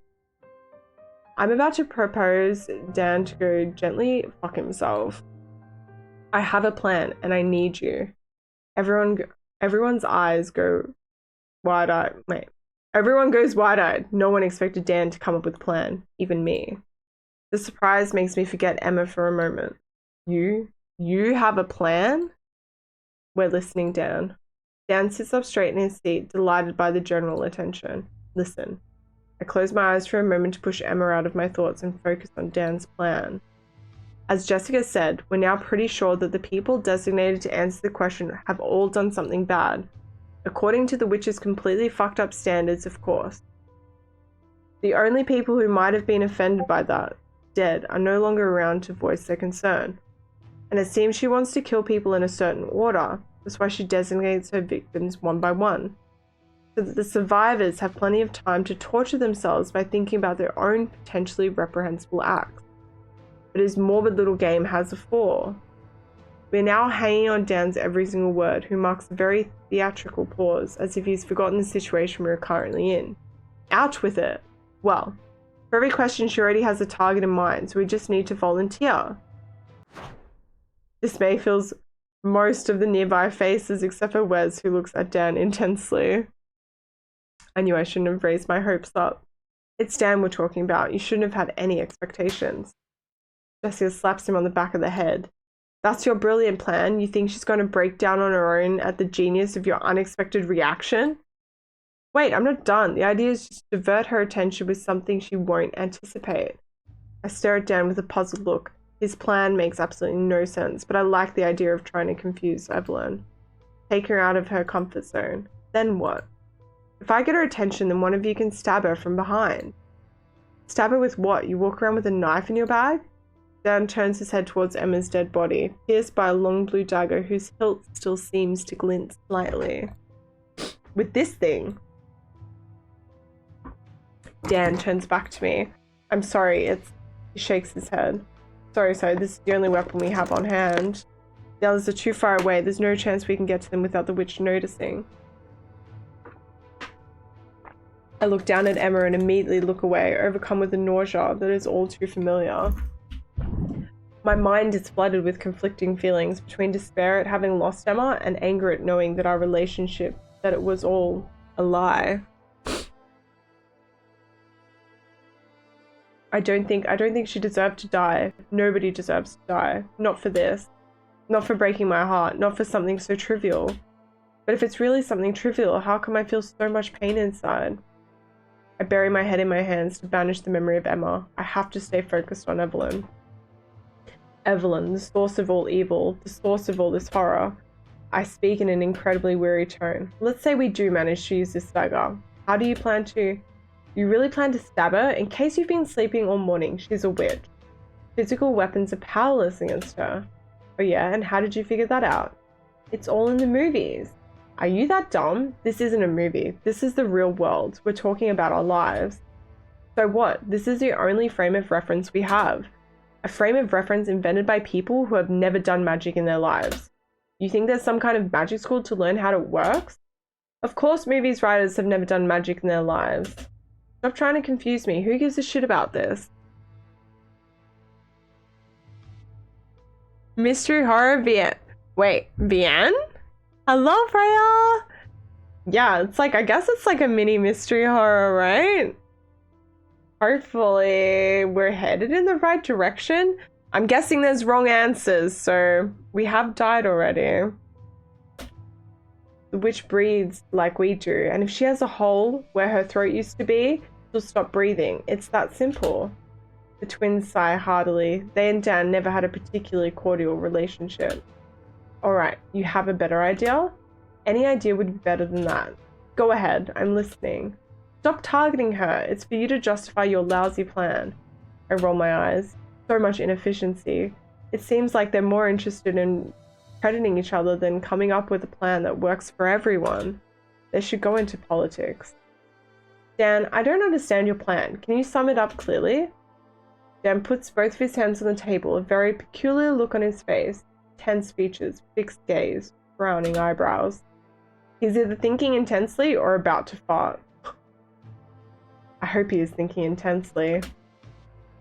It's very simple. Next question session, I'll go back to the row behind us and volunteer. Since she doesn't expect to have a volunteer, it's a safe bet that she'll stay focused on me, looking for a suitable question to kill me. And as soon as she gets to me, one of you will take the weird blue dagger and attack her from behind. You realize that you are very likely to die, you and the other idiot who will try to stab her. Dan gives me a bright smile that reflects both his courage and his stupidity. So what? I told you, if you have to go to the slaughterhouse, you might as well do everything you can to stand a chance. I won't just sit back and wait for death to get me. All eyes converge on Jessica, silent for a moment. What do you think? It might work, right? I think it's a plan that should be buried under 40 feet of shit. Probably. But as painful as it is for me to admit, I don't have anything else to offer. Our goth girlfriend? Wait, ow. Ew. Wait, so... Yeah, so our girlfriend's down, Shark. Girlfriend down. But she's not the goth one. We've still got these ones. But it turns out Emma cheated on us last year. So she's a cheater. She's goth to me. Goth move. I agree with all of you that witch wields magic, which pretty much negates any conventional plan one could think of to kill a normal human. On the other hand, there's every indication that she's going to keep killing us all one by one. So what do we even have to lose?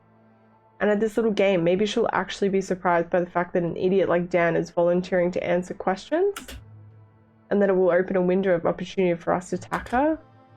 The twins look at Jessica stunned. Yeah, but that sounds very risky. That's why I'm volunteering. What if we can't hurt her with a knife? Then we'll all die, which will happen anyway. But are we really all doomed?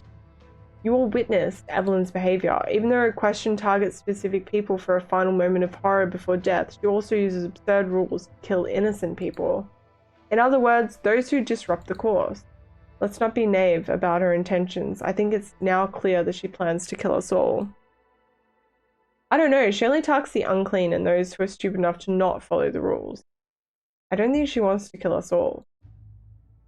Jessica looks in with a disgusted expression. Even if your theory were true, do you really consider yourself as pure? Wes, you idiot. Are you with us or against us? Wes looks down, clearly sensing the vindictiveness. I'm with you, of course. I just think maybe we're not all doomed. Sorry, what do you think? Wes glares at Dan, but doesn't dare finish his sentence. So, can we count on you? All eyes pivot to me. Count on me? Huh? Does the success of this shitty plan really come down to this? As long as the redhead doesn't die, we're good. Yes. Live, Jessica. And purple too. Twinsies.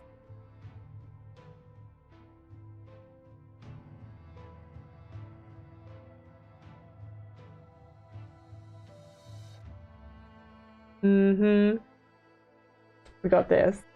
We've got nothing to lose or pure suicide. What are we going with? Do we reckon, do we just run it? Do we try and kill her? Or do we try and veer away from this? Gata! Hello! Hi! Hello, hello. How you doing? Surely we got nothing to lose. Pure suicide. Ooh. Can't ever go wrong. Okay, so we got a vote for each. Does someone want to tie it off? We got one for nothing to lose and one for pure suicide. If it messes up, we'll go do the other one anyway. So if someone's, oh my god, my screen keeps flashing. Does someone else have an answer they'd like to see, or I'll coin flip it? I probably should have had coin flip up, right?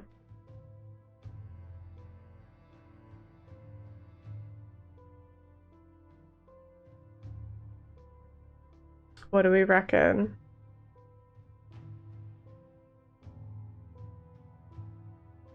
Oh, that's why you couldn't change the name, right?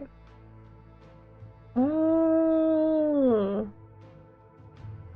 Okay, I thought it must have been like a timer or something. Yeah, I was like, who is this? And then when I went in, like, I recognized your voice, so I was like, oh, yeah. Alright, I'm gonna flip it. We got nothing to lose, heads, and pure suicide is tails. I'm flipping. Oh, we got tails. That's pure suicide. Drops sweat dampen my forehead. Dan wants me to be the one to stab Evelyn. The most dangerous job. Such an honor. Thank you. A bitter smile appears on my face. Emma's betrayal has certainly awakened in me a desire for revenge against the whole world, starting with Evelyn, and I intend to make her pay. But not with a suicide operation like this one. We may be doomed, but that's no reason to waste our only chance. Dan's plan is too flawed. It relies on too much wishful thinking to be reasonably supported. The situation is admittedly desperate, but there has to be a better plan. What I don't get is in the description of the game, it says we want to save us and the girl that we love, which I thought was Emma, and now Emma's dead.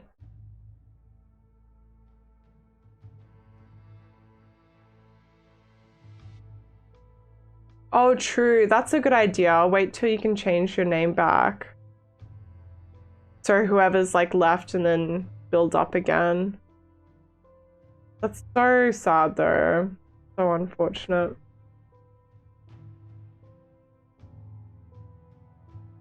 Jen, I think your plan is off to a good start. To drag Evelyn off to her comfort zone to find a flaw in her plan.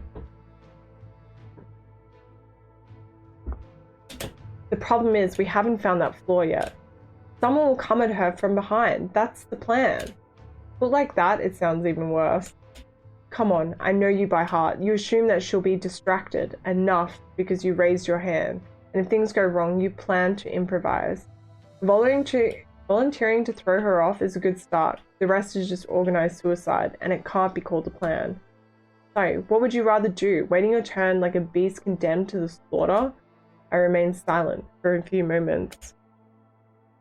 Maybe the love interest is Dan all along? True? We love you, Dan. We can keep looking. We probably still have some time left before one of us is chosen to die. So, do you want to take responsibility for a death that could have potentially been avoided? I mainly want to avoid taking responsibility for a mass suicide. Dan looks at me with a disappointed look. Okay, bro, you've made your choice. We won't be counting on you. I know Emma's death came as a huge shock to you, but I was hoping that... Never mind. Dan, I'm on your side. Let's think again. Until the next death and whatever happens after that, the next death could be one of us. Do you understand that? If she decided to kill Emma this early, that means we're all screwed. A disillusioned sneer forms on my lips. Pens, have you ever cheated in cold blood on the one you've been with for 2 years? Are you asking me if I've ever lied to girls to get laid? Of course I'm doomed. Grow up, Sayu. If Emma was targeted for cheating on her boyfriend, obviously anything that falls into the category of lying is punished by Evelyn. Oh, that's Yeah, that sounds like the support team. Man. No. Wait, I don't think you can like choose that name on a different account. Like I think you can go back to that name, Pato, but I don't think you can pick it too quickly on another account. I feel like the name gets locked or something. If that redhead dies, no resub. Shit. Do you know a single person who has never lied in their life? I remain silent. We are running out of time. We must act as quickly as possible. Dan's plan has a good start. You said so yourself. For the rest, we'll probably have to improvise. Oh, okay. 1 week's not too long, so hopefully you get it back. Or like a similar, really close. I had to put an underscore at the end of my name. I was like, God damn it, someone already has this, and it took me forever to think of. Yeah, that's Jessica. Yeah, I'm the redhead. Not really, but yeah. Redhead. It's Jessica. But waiting any longer for a hypothetical epiphany doesn't strike me as a reasonable alternative. This reasoning is far too desperate for me. So where's Sayu? We're the one we don't have a picture of. I did dye my hair red once upon a time. I'm sure it does. Sorry guys, I think we should think about this some more. This plan is too flawed as it is. Jessica fixes me with her usual icy stare, eerily similar to Evelyn's. Maybe it's just some witch blood too? I understand, it's your choice. Dan doesn't add anything, but his disappointment is palpable.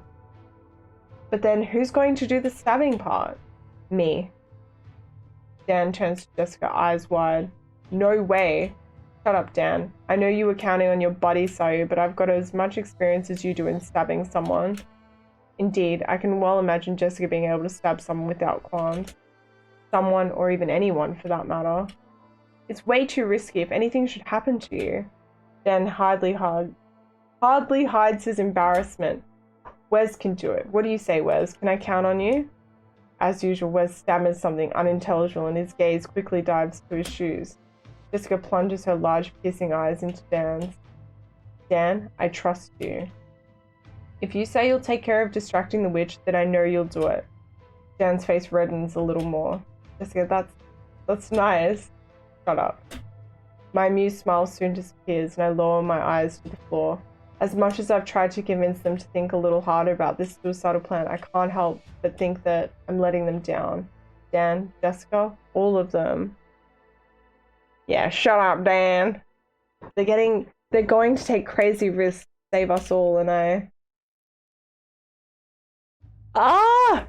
can't abandon them, or it's way too risky.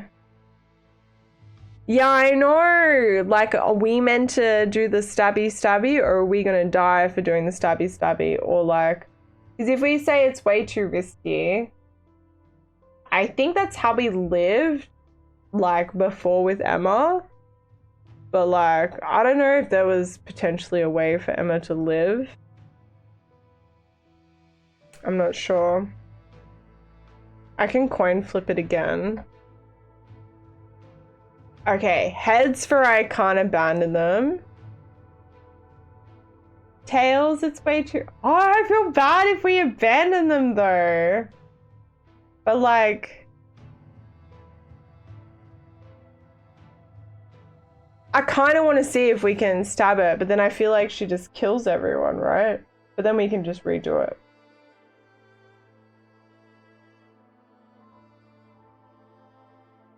What do we reckon? Hold on. I'm gonna heat up my leftover HS. I had a snack HSV for lunch and I didn't eat it all. I'm a bit peckish. Give me a minute, but if someone has a choice, I'll...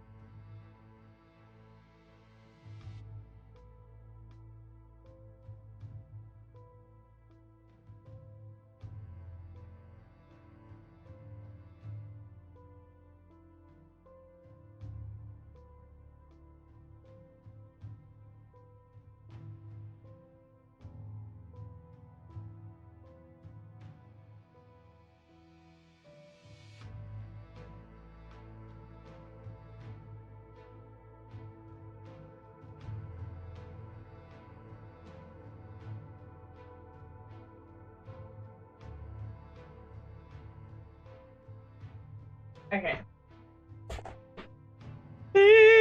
Stressy. All right. I reckon we check. Like we don't abandon them. Cause like, I don't know. We don't want our friends to die.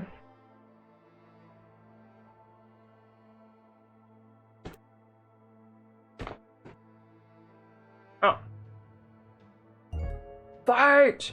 I can't let them fight alone. I can't be a bystander, a mere coward. Dan is right. It's time to act. We're all screwed anyway. This plan isn't worth much, but it does have the merit of trying to get Evelyn off her marked out playing field. It may be our only hope of finding a flaw. And that's better than waiting for his turn like a beast condemned to the slaughterhouse. Dan, I'm in, but on one condition. A wide smile instantly appears on his face. He was really counting on me after all. Whoever volunteers is the one who will take the most risk. I want that person to be me. The twins stifle a small cry of surprise, while Jessica remains perfectly calm. Sayu, are you sure? Given your initial reluctance, I don't know if we should really count on you. I bring both my hands down flat on the table. I want to fight. I'm not a coward. Jessica stares at me with a serious look. Where did you get this sudden turnaround? Dan convinced me. We're doomed, so we might as well take our chances. As I explained, I would have very much preferred that we matured this plan, but I can't do anything without you. So if you've decided to do this anyway, I want to be in the front line, no matter what. Oh, only a good friend. The twins' cheeks turn pink. Wow, Sayu. You're so... Jessica glares at them instantly. Don't tell me this is related to some stupid male pride. Jessica sighs heavily. Well, I guess the most important thing is that you're with us. Sayu, no way, it's my plan. I'm the one who has to take the hit. Look, I'm really relieved that you're with us on this one, but I really need you to take the role of the assassin instead of... Jess. I shake my head, looking unruffled. No, from the beginning I felt like Evelyn has been giving me, I don't know, I feel like she's been giving me special treatment. Because she called you handsome? No offense, dude, but get over it. You're not so much of a beauty contest winner. That didn't mean anything. I dismiss her remark with an irritated gesture. It's not about that. Ever since she walked into this room, she has. Look at Emma. It's almost like she killed her to torture me, more than to punish Emma. Jessica looks at me intensely. I have to admit, Emma's death was pretty unusual compared to her usual modus operandi. But we're talking about her most recent targeted murder. Maybe she had planned to modify her methods from now on. Maybe, but... As for her winking at you and calling you handsome, sorry to disappoint, but I agree with Dan. She spent her time simpering with half the guys in this room. As a girl, I can tell you straight up, you'll probably feel like you're special in her eyes, but I'm afraid that's just an illusion. She likes to maintain, so that she can torture you even more eventually. Wins, eh? Jessica's probably right. I'm fooling myself. Everyone likes to think they're special, but they're not. It's just easier to deny it, especially in such extreme circumstances.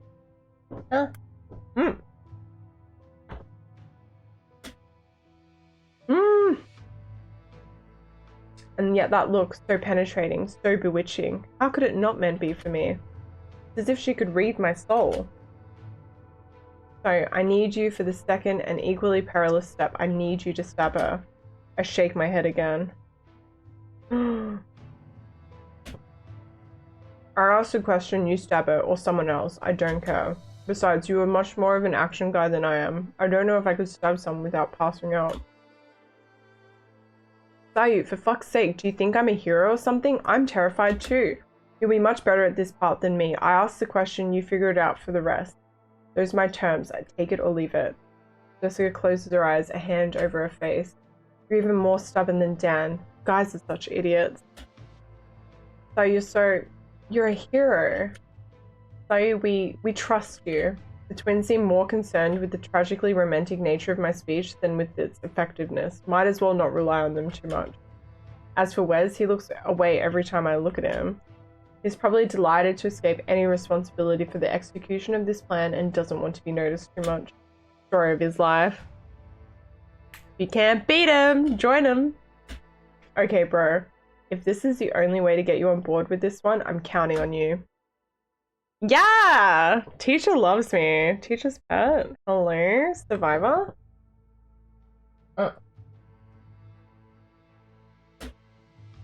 Let's make that witch pay. Mmm.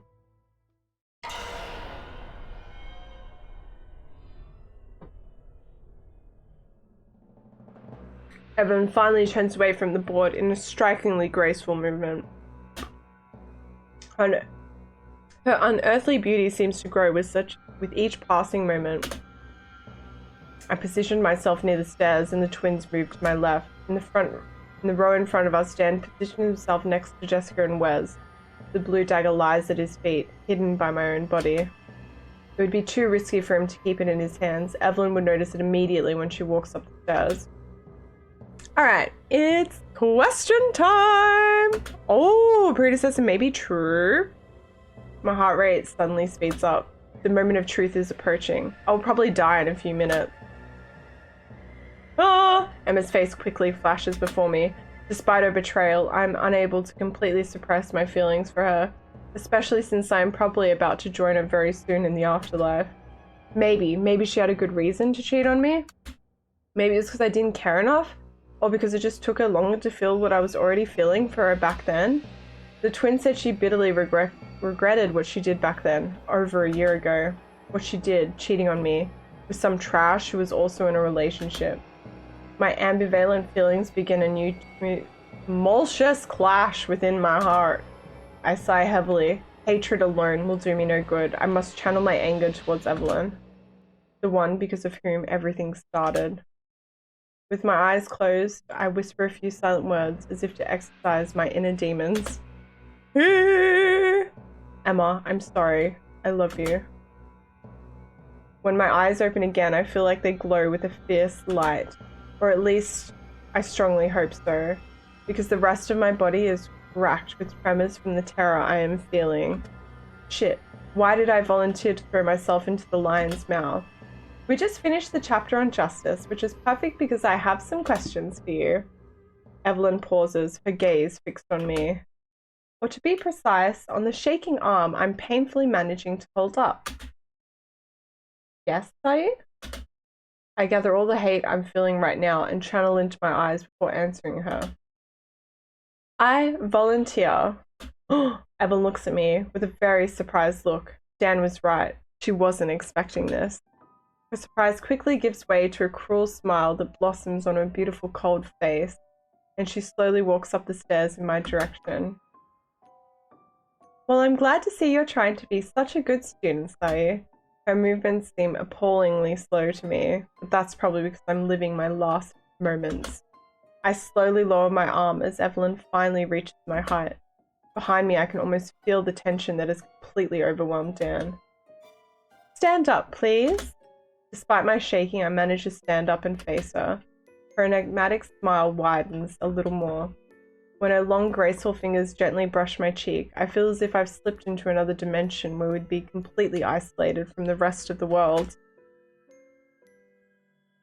Wow, just a little bit of a social distancing issue here.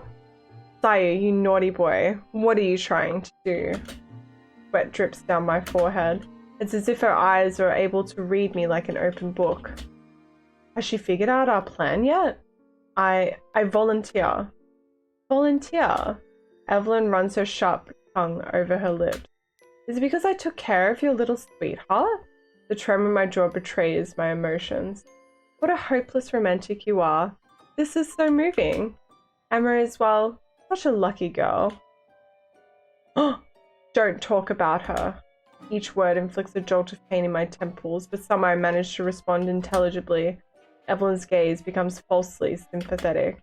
Oh, Sayu, did you know she was cheating on you? I look at her without blinking. Oh, you already knew? Well, that's a surprise. But you already knew, even before today? I remain silent, focused on the pain in my temples that is intensifying. Oh, but maybe you actually prefer naughty girls. I haven't seen enough of Doki Doki for it to be spoiled, no. But it's pretty lucky because I've come across it a few times.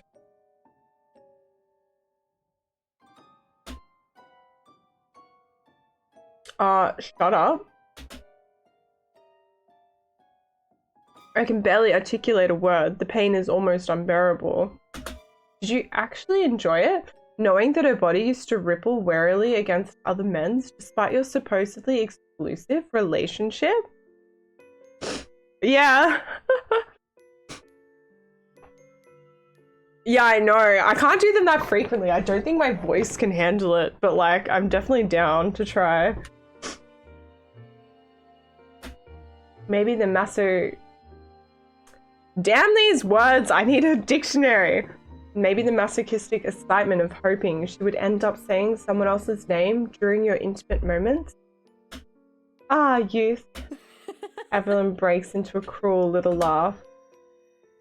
Shut up. I managed to pronounce these last words without fainting, which is a small miracle. The lines on Evelyn's face becomes harder. Oh no, Sayu, no. You cannot talk like that to your professor. Otherwise, I'll have to punish you as well. Go die. Evelyn's smile suddenly reappears. Well, that's a shame. Where's Evelyn? Behind you!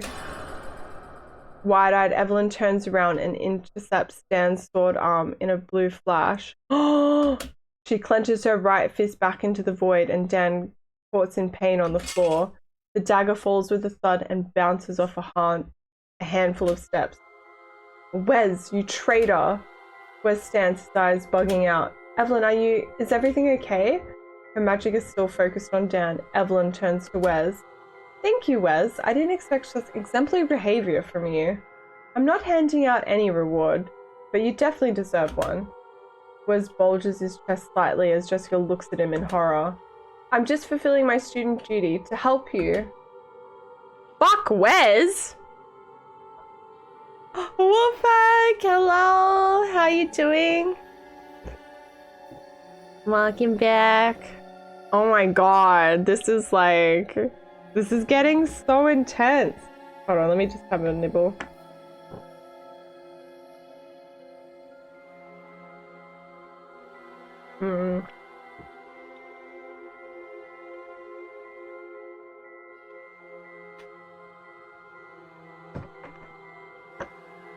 That's good to hear. I'm glad you are. Ooh, oatmeal, yum. You having anything with your oatmeal? I love like apples and cinnamon. Oatmeal, so good. Excellent. I like obedient students.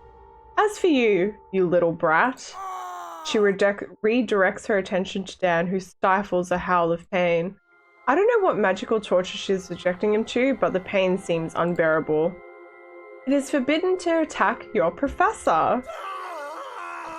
Dan's suffering seems to be rapidly intensifying. Despite the pain in my temples not fading, I regain control of my senses.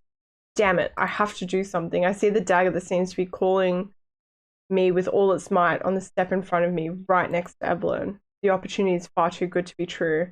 A miracle like this? Is it a trap? Dan's suffering prompts me to act without question. I grab the dagger at full speed and cock my arm to strike Evelyn's back. I can barely hear Wes's scream trying to alert her as Jessica rushes over to silence him. Only Evelyn matters. With her back towards me and all her attention on Dan, we won't get a better opportunity. Yum! Yes! I actually have like an oat bite here. Golden oat and coconut. Now I want all apple, cinnamon, oatmeal. Yum. Oh shit, it's almost 6 a.m. I should sleep. Is she still alive? Yeah. Redhead is still going strong, wacky. Ooh! I bring the dagger down towards her neck in the hope of killing her with the first blow. I probably won't get a second chance to strike. As the blade is about to reach her bare skin, Evelyn's body swivels slightly and her head turns towards me. A deep terror invades me. I'm screwed. She's going to protect herself, just like with Dan, and torture me to death. In a desperate attempt, I continue my gesture towards her graceful neck. To my surprise, Evelyn just smiles at me and closes her eyes. I feel neither pain nor resistance when the blade sinks deeply into her neck. A spray of blood sprays my face while the metal easily tears the flesh. Oh my god. Evelyn eventually collapses to the ground in a torrent of agony. Breathless, my face studded with cold sweat and Evelyn's warm blood, I drop the dagger to the floor. Blood gushes from her mortal neck wound, and the pained expression on her frozen face tells me that the witch has finally passed away. Wait, what? Only a medallion still glows faintly with an unearthly blue light. Dan lies right in front of her, his eyes empty of life. He died to save us. Dan, shit. A few tears bead at the corners of my eyes as I see Wes rush to Evelyn's lifeless body, looking totally desperate. There's something wrong with this kid. Evelyn, please wake up. This fucking traitor. How long has he been working with for her? Was he planning to betray us all along? Fist clenched, I feel a new hatred roar in my chest. Dan is dead because of him.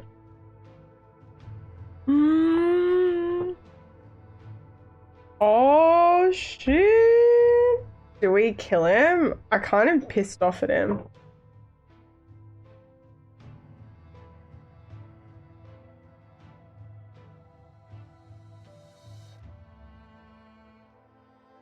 Yeah, I feel like we kill him, right? I don't care if that somehow messes up the story. We've got to kill him at least once.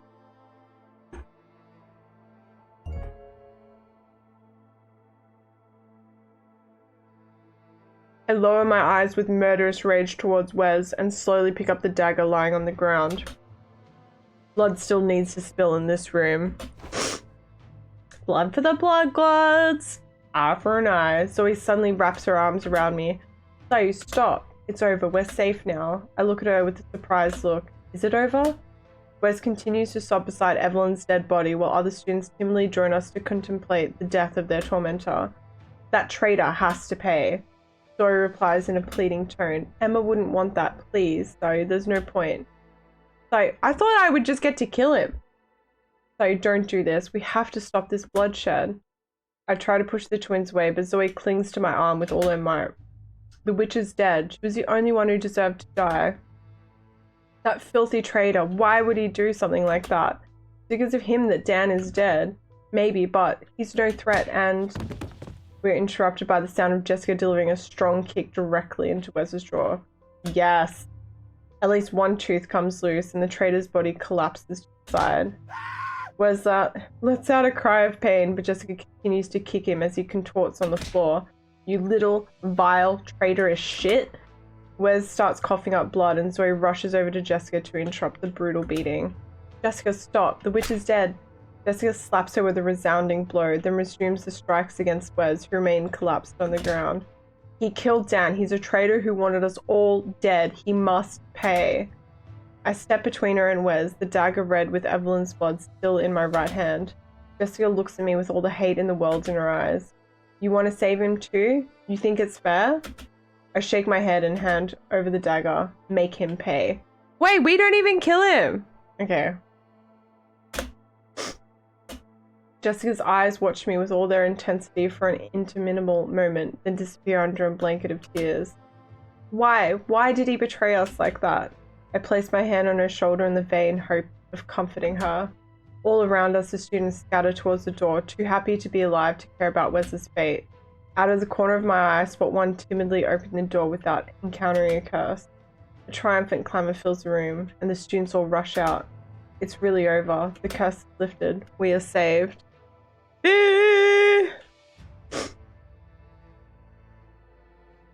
Well, Wes was outing us, right?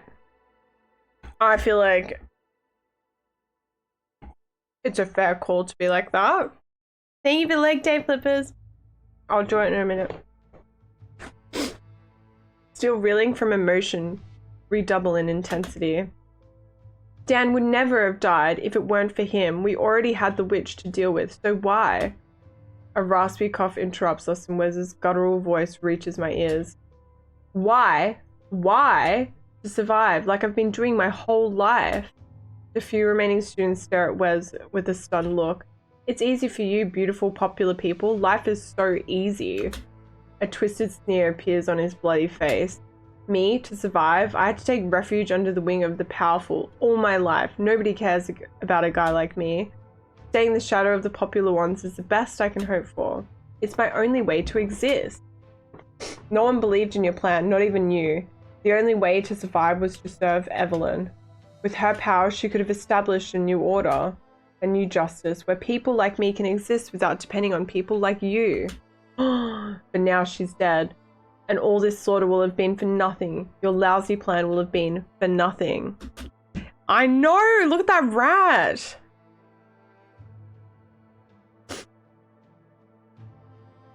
No, we didn't get called out. This guy, like, got our friend killed, and he wanted to serve the witch. Mm-hmm. So we're very angry. We're angry. Jessica's angry. You are you are responsible. You, the beautiful, the popular, the powerful. And you come and ask me why? Fuck off. It's all your fault if Chloe's vicious kick hits Wes in the throat. Jesus. What are all these, like, power kicks? The ladder on the verge of choking stirs weakly on the floor like an earthworm. Shut up. You're not even worth getting our hands dirty to kill you. With all the weapons your new master summoned, you have enough to kill yourself easily. She spits at Wes, who is still trying to catch his breath, then walks away towards the door, with Zoe following her. Jessica looks at me indecisively. I stab the soiled dagger into Evelyn, who remains perfectly still, then lower my eyes towards Wes. Wait, so we stab Evelyn again? Yeah, maybe. Like, in reality, I wouldn't, but I would never forgive that guy, right? Go join her. We'll lock the door behind you. Let's go. Jessica nods, her eyes still misty with tears. A thought keeps nagging at me. Why didn't Evelyn fight back like she did against Dan?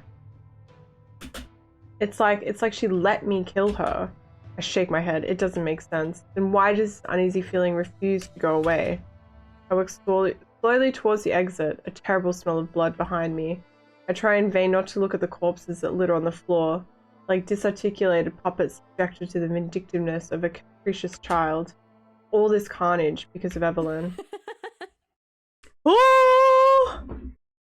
As I step through the doorway, a terribly familiar voice fills my mind and echoes through my entire body. Are you satisfied with this conclusion? A horrified look on my face, I turn back to Evelyn, who still lies motionless next to the row where I was sitting. Wes has crouched down next to her and is holding her face as he cries. Sayu, are you okay? I shake my head. Evelyn is dead, right in front of my eyes. She is dead. So where is this voice coming from? Say, let's go outside. You need some fresh air. I nod my head unconvincingly and walk briskly towards the exit, an inextricable fear of unease in my heart. What?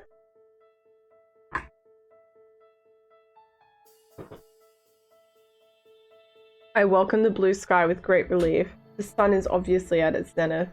This endless nightmare will have lasted only one morning. A morning strewn with deaths, populated with suffering, and miraculously stilled by the disappearance of the witch. I suppress a new nausea and keep my gaze on the bright blue sky. This time, it's really over. We're out in the open, beyond the reach of Evelyn's magic. The classroom was her playground, her kingdom. If we're out of it, it means we're saved for good. The other students, most of them in tears, hug and scream with joy. Even Jessica walks over to the twins to hug them, too relieved to be alive. An embryonic smile appears on my lips. We are alive. I am alive. The nightmare is over. Finally. Finally. Suddenly the landscape takes on an impossible color and a sickening crunch. Around me, everything seems frozen. Well, maybe we're not out of it just yet.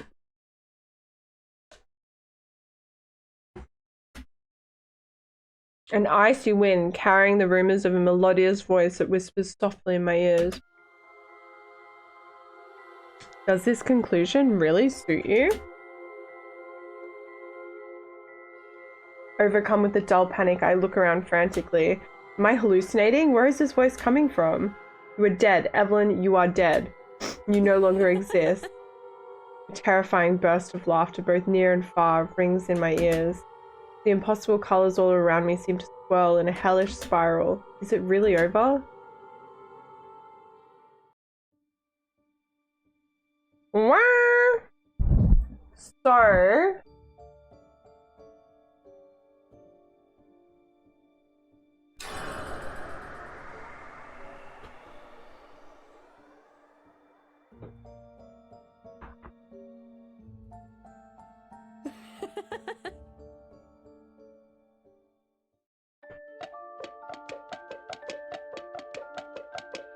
Is that not the right one?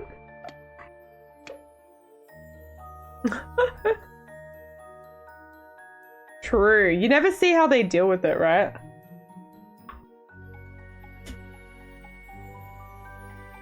Hmm.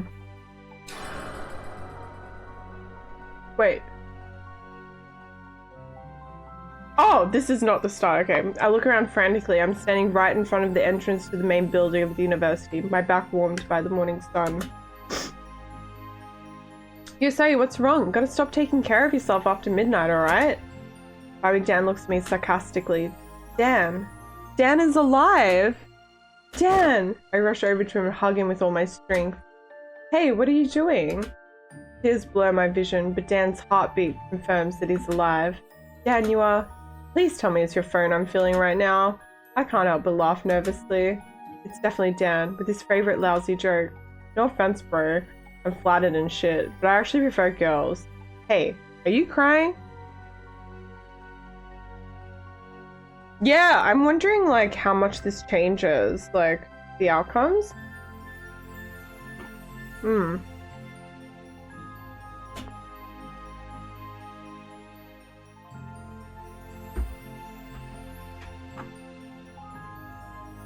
Hmm.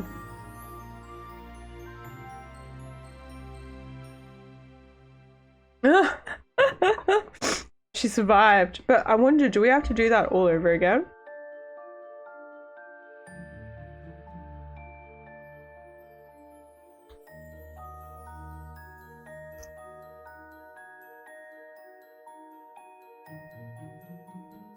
Okay, let's just see what it gives. No worries, Wacky. Thanks for hanging out. I appreciate it. Catch you next time. I just want to see. So we're pretty much like, is he alive?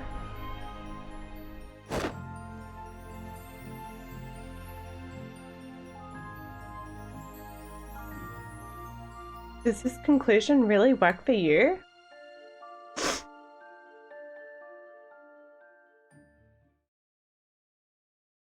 Okay, so...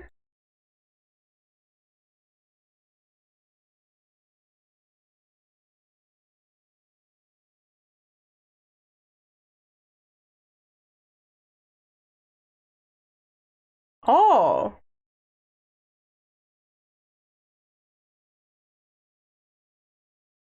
So, I just want to see...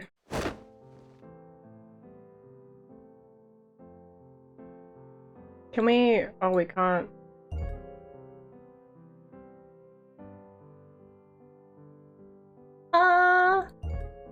Okay, after being cowardly and helpless witness to her agony. So Emma's alive. I'm just gonna speed past her. I want to see if we go back to the classroom.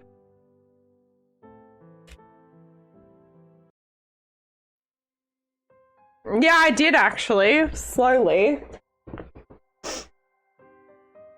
Because I'd eat one and then forget about it. And then I'd like eat another one like way later.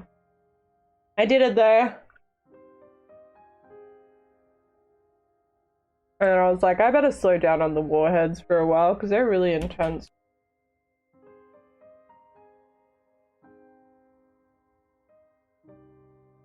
Okay. Sorry, I'm gonna speed through this. I just want to see if we go back into it. So I can just always restart.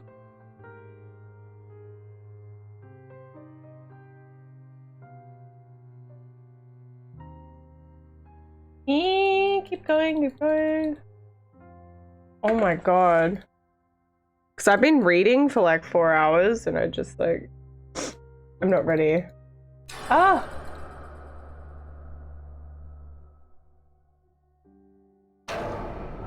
Oh.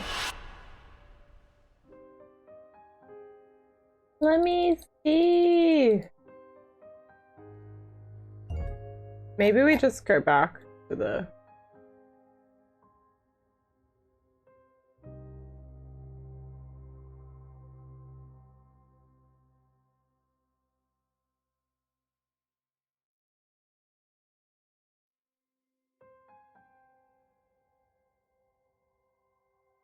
Oh, maybe I can't.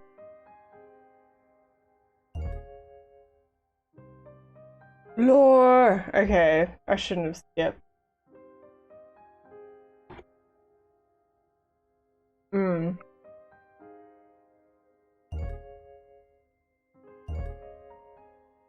Oh, get it back to where we were. Oh, shit. I didn't mean to close it! Panda, yes! We're doing good. We've like finished the story.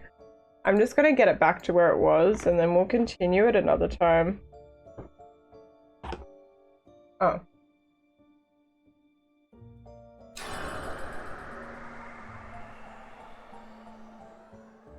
Oh wait, no, I think it's technically this is where I'm at. So if I just don't open it. Yeah, like it's not finished, but like I'm keen to see like where it goes from now. Like I'd like to know.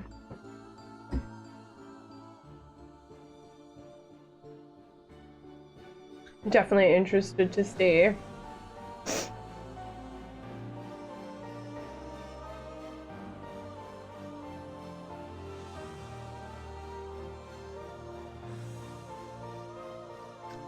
Oh. Oh.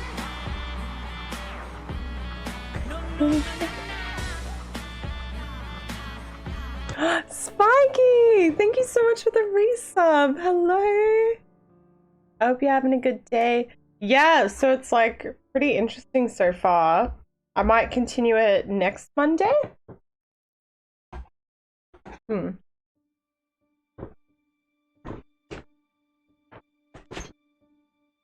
Because like,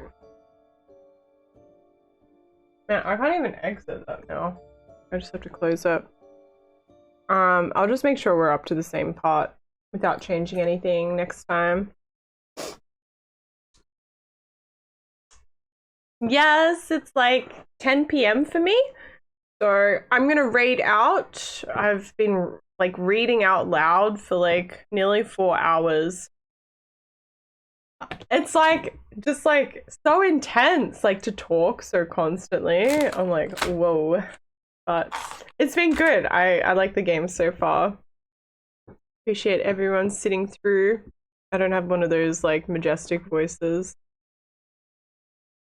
Oh yes, morning time for you. Yes, of course. Thanks for hanging out, Panda. Appreciate it.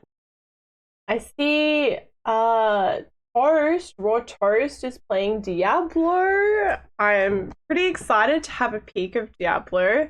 I'm not really stressed about spoilers myself, but if anyone's planning to play Diablo and hasn't and doesn't want to see any gameplay, I recommend not participating in the raid, but I would love if anyone coming would like to copy and paste the raid message. We greatly appreciate it. Share some love to Toast. He's super, super sweet. I really like Toast. I don't hang out there enough, but he's a great streamer, plays a variety of games, and is super lovely, and the community's really nice. So if you wanted to come share some love and say hello, I would appreciate it. Let me also copy the bloody message so I can paste it. You have Diablo! Oh, yes! We'll have to talk about it next time. I should be on tomorrow, maybe earlier, maybe not. I should be on V Rising tomorrow, I think, and Wednesday for sure. So not tomorrow, but the next day. 100% in 2 days, but maybe tomorrow as well. Look after yourself, Wolf, okay? I hope you're feeling much better. Thank you everyone for hanging out. I appreciate you guys. I'll do a quick thank you and then we'll read out once I obviously get the raid thing up more. Toast. Mikey, thank you so much for the resub. I really appreciate it. Coffee, thank you so much for the follow, Chief. Dinsella, thank you for the raids today. I really appreciate it. And Chain, thank you so much for the raid earlier as well. Nice catching you guys. Hope you have a great Monday, start of the week. Hope to see you tomorrow for some V Rising. I'll catch you guys later. Bye bye.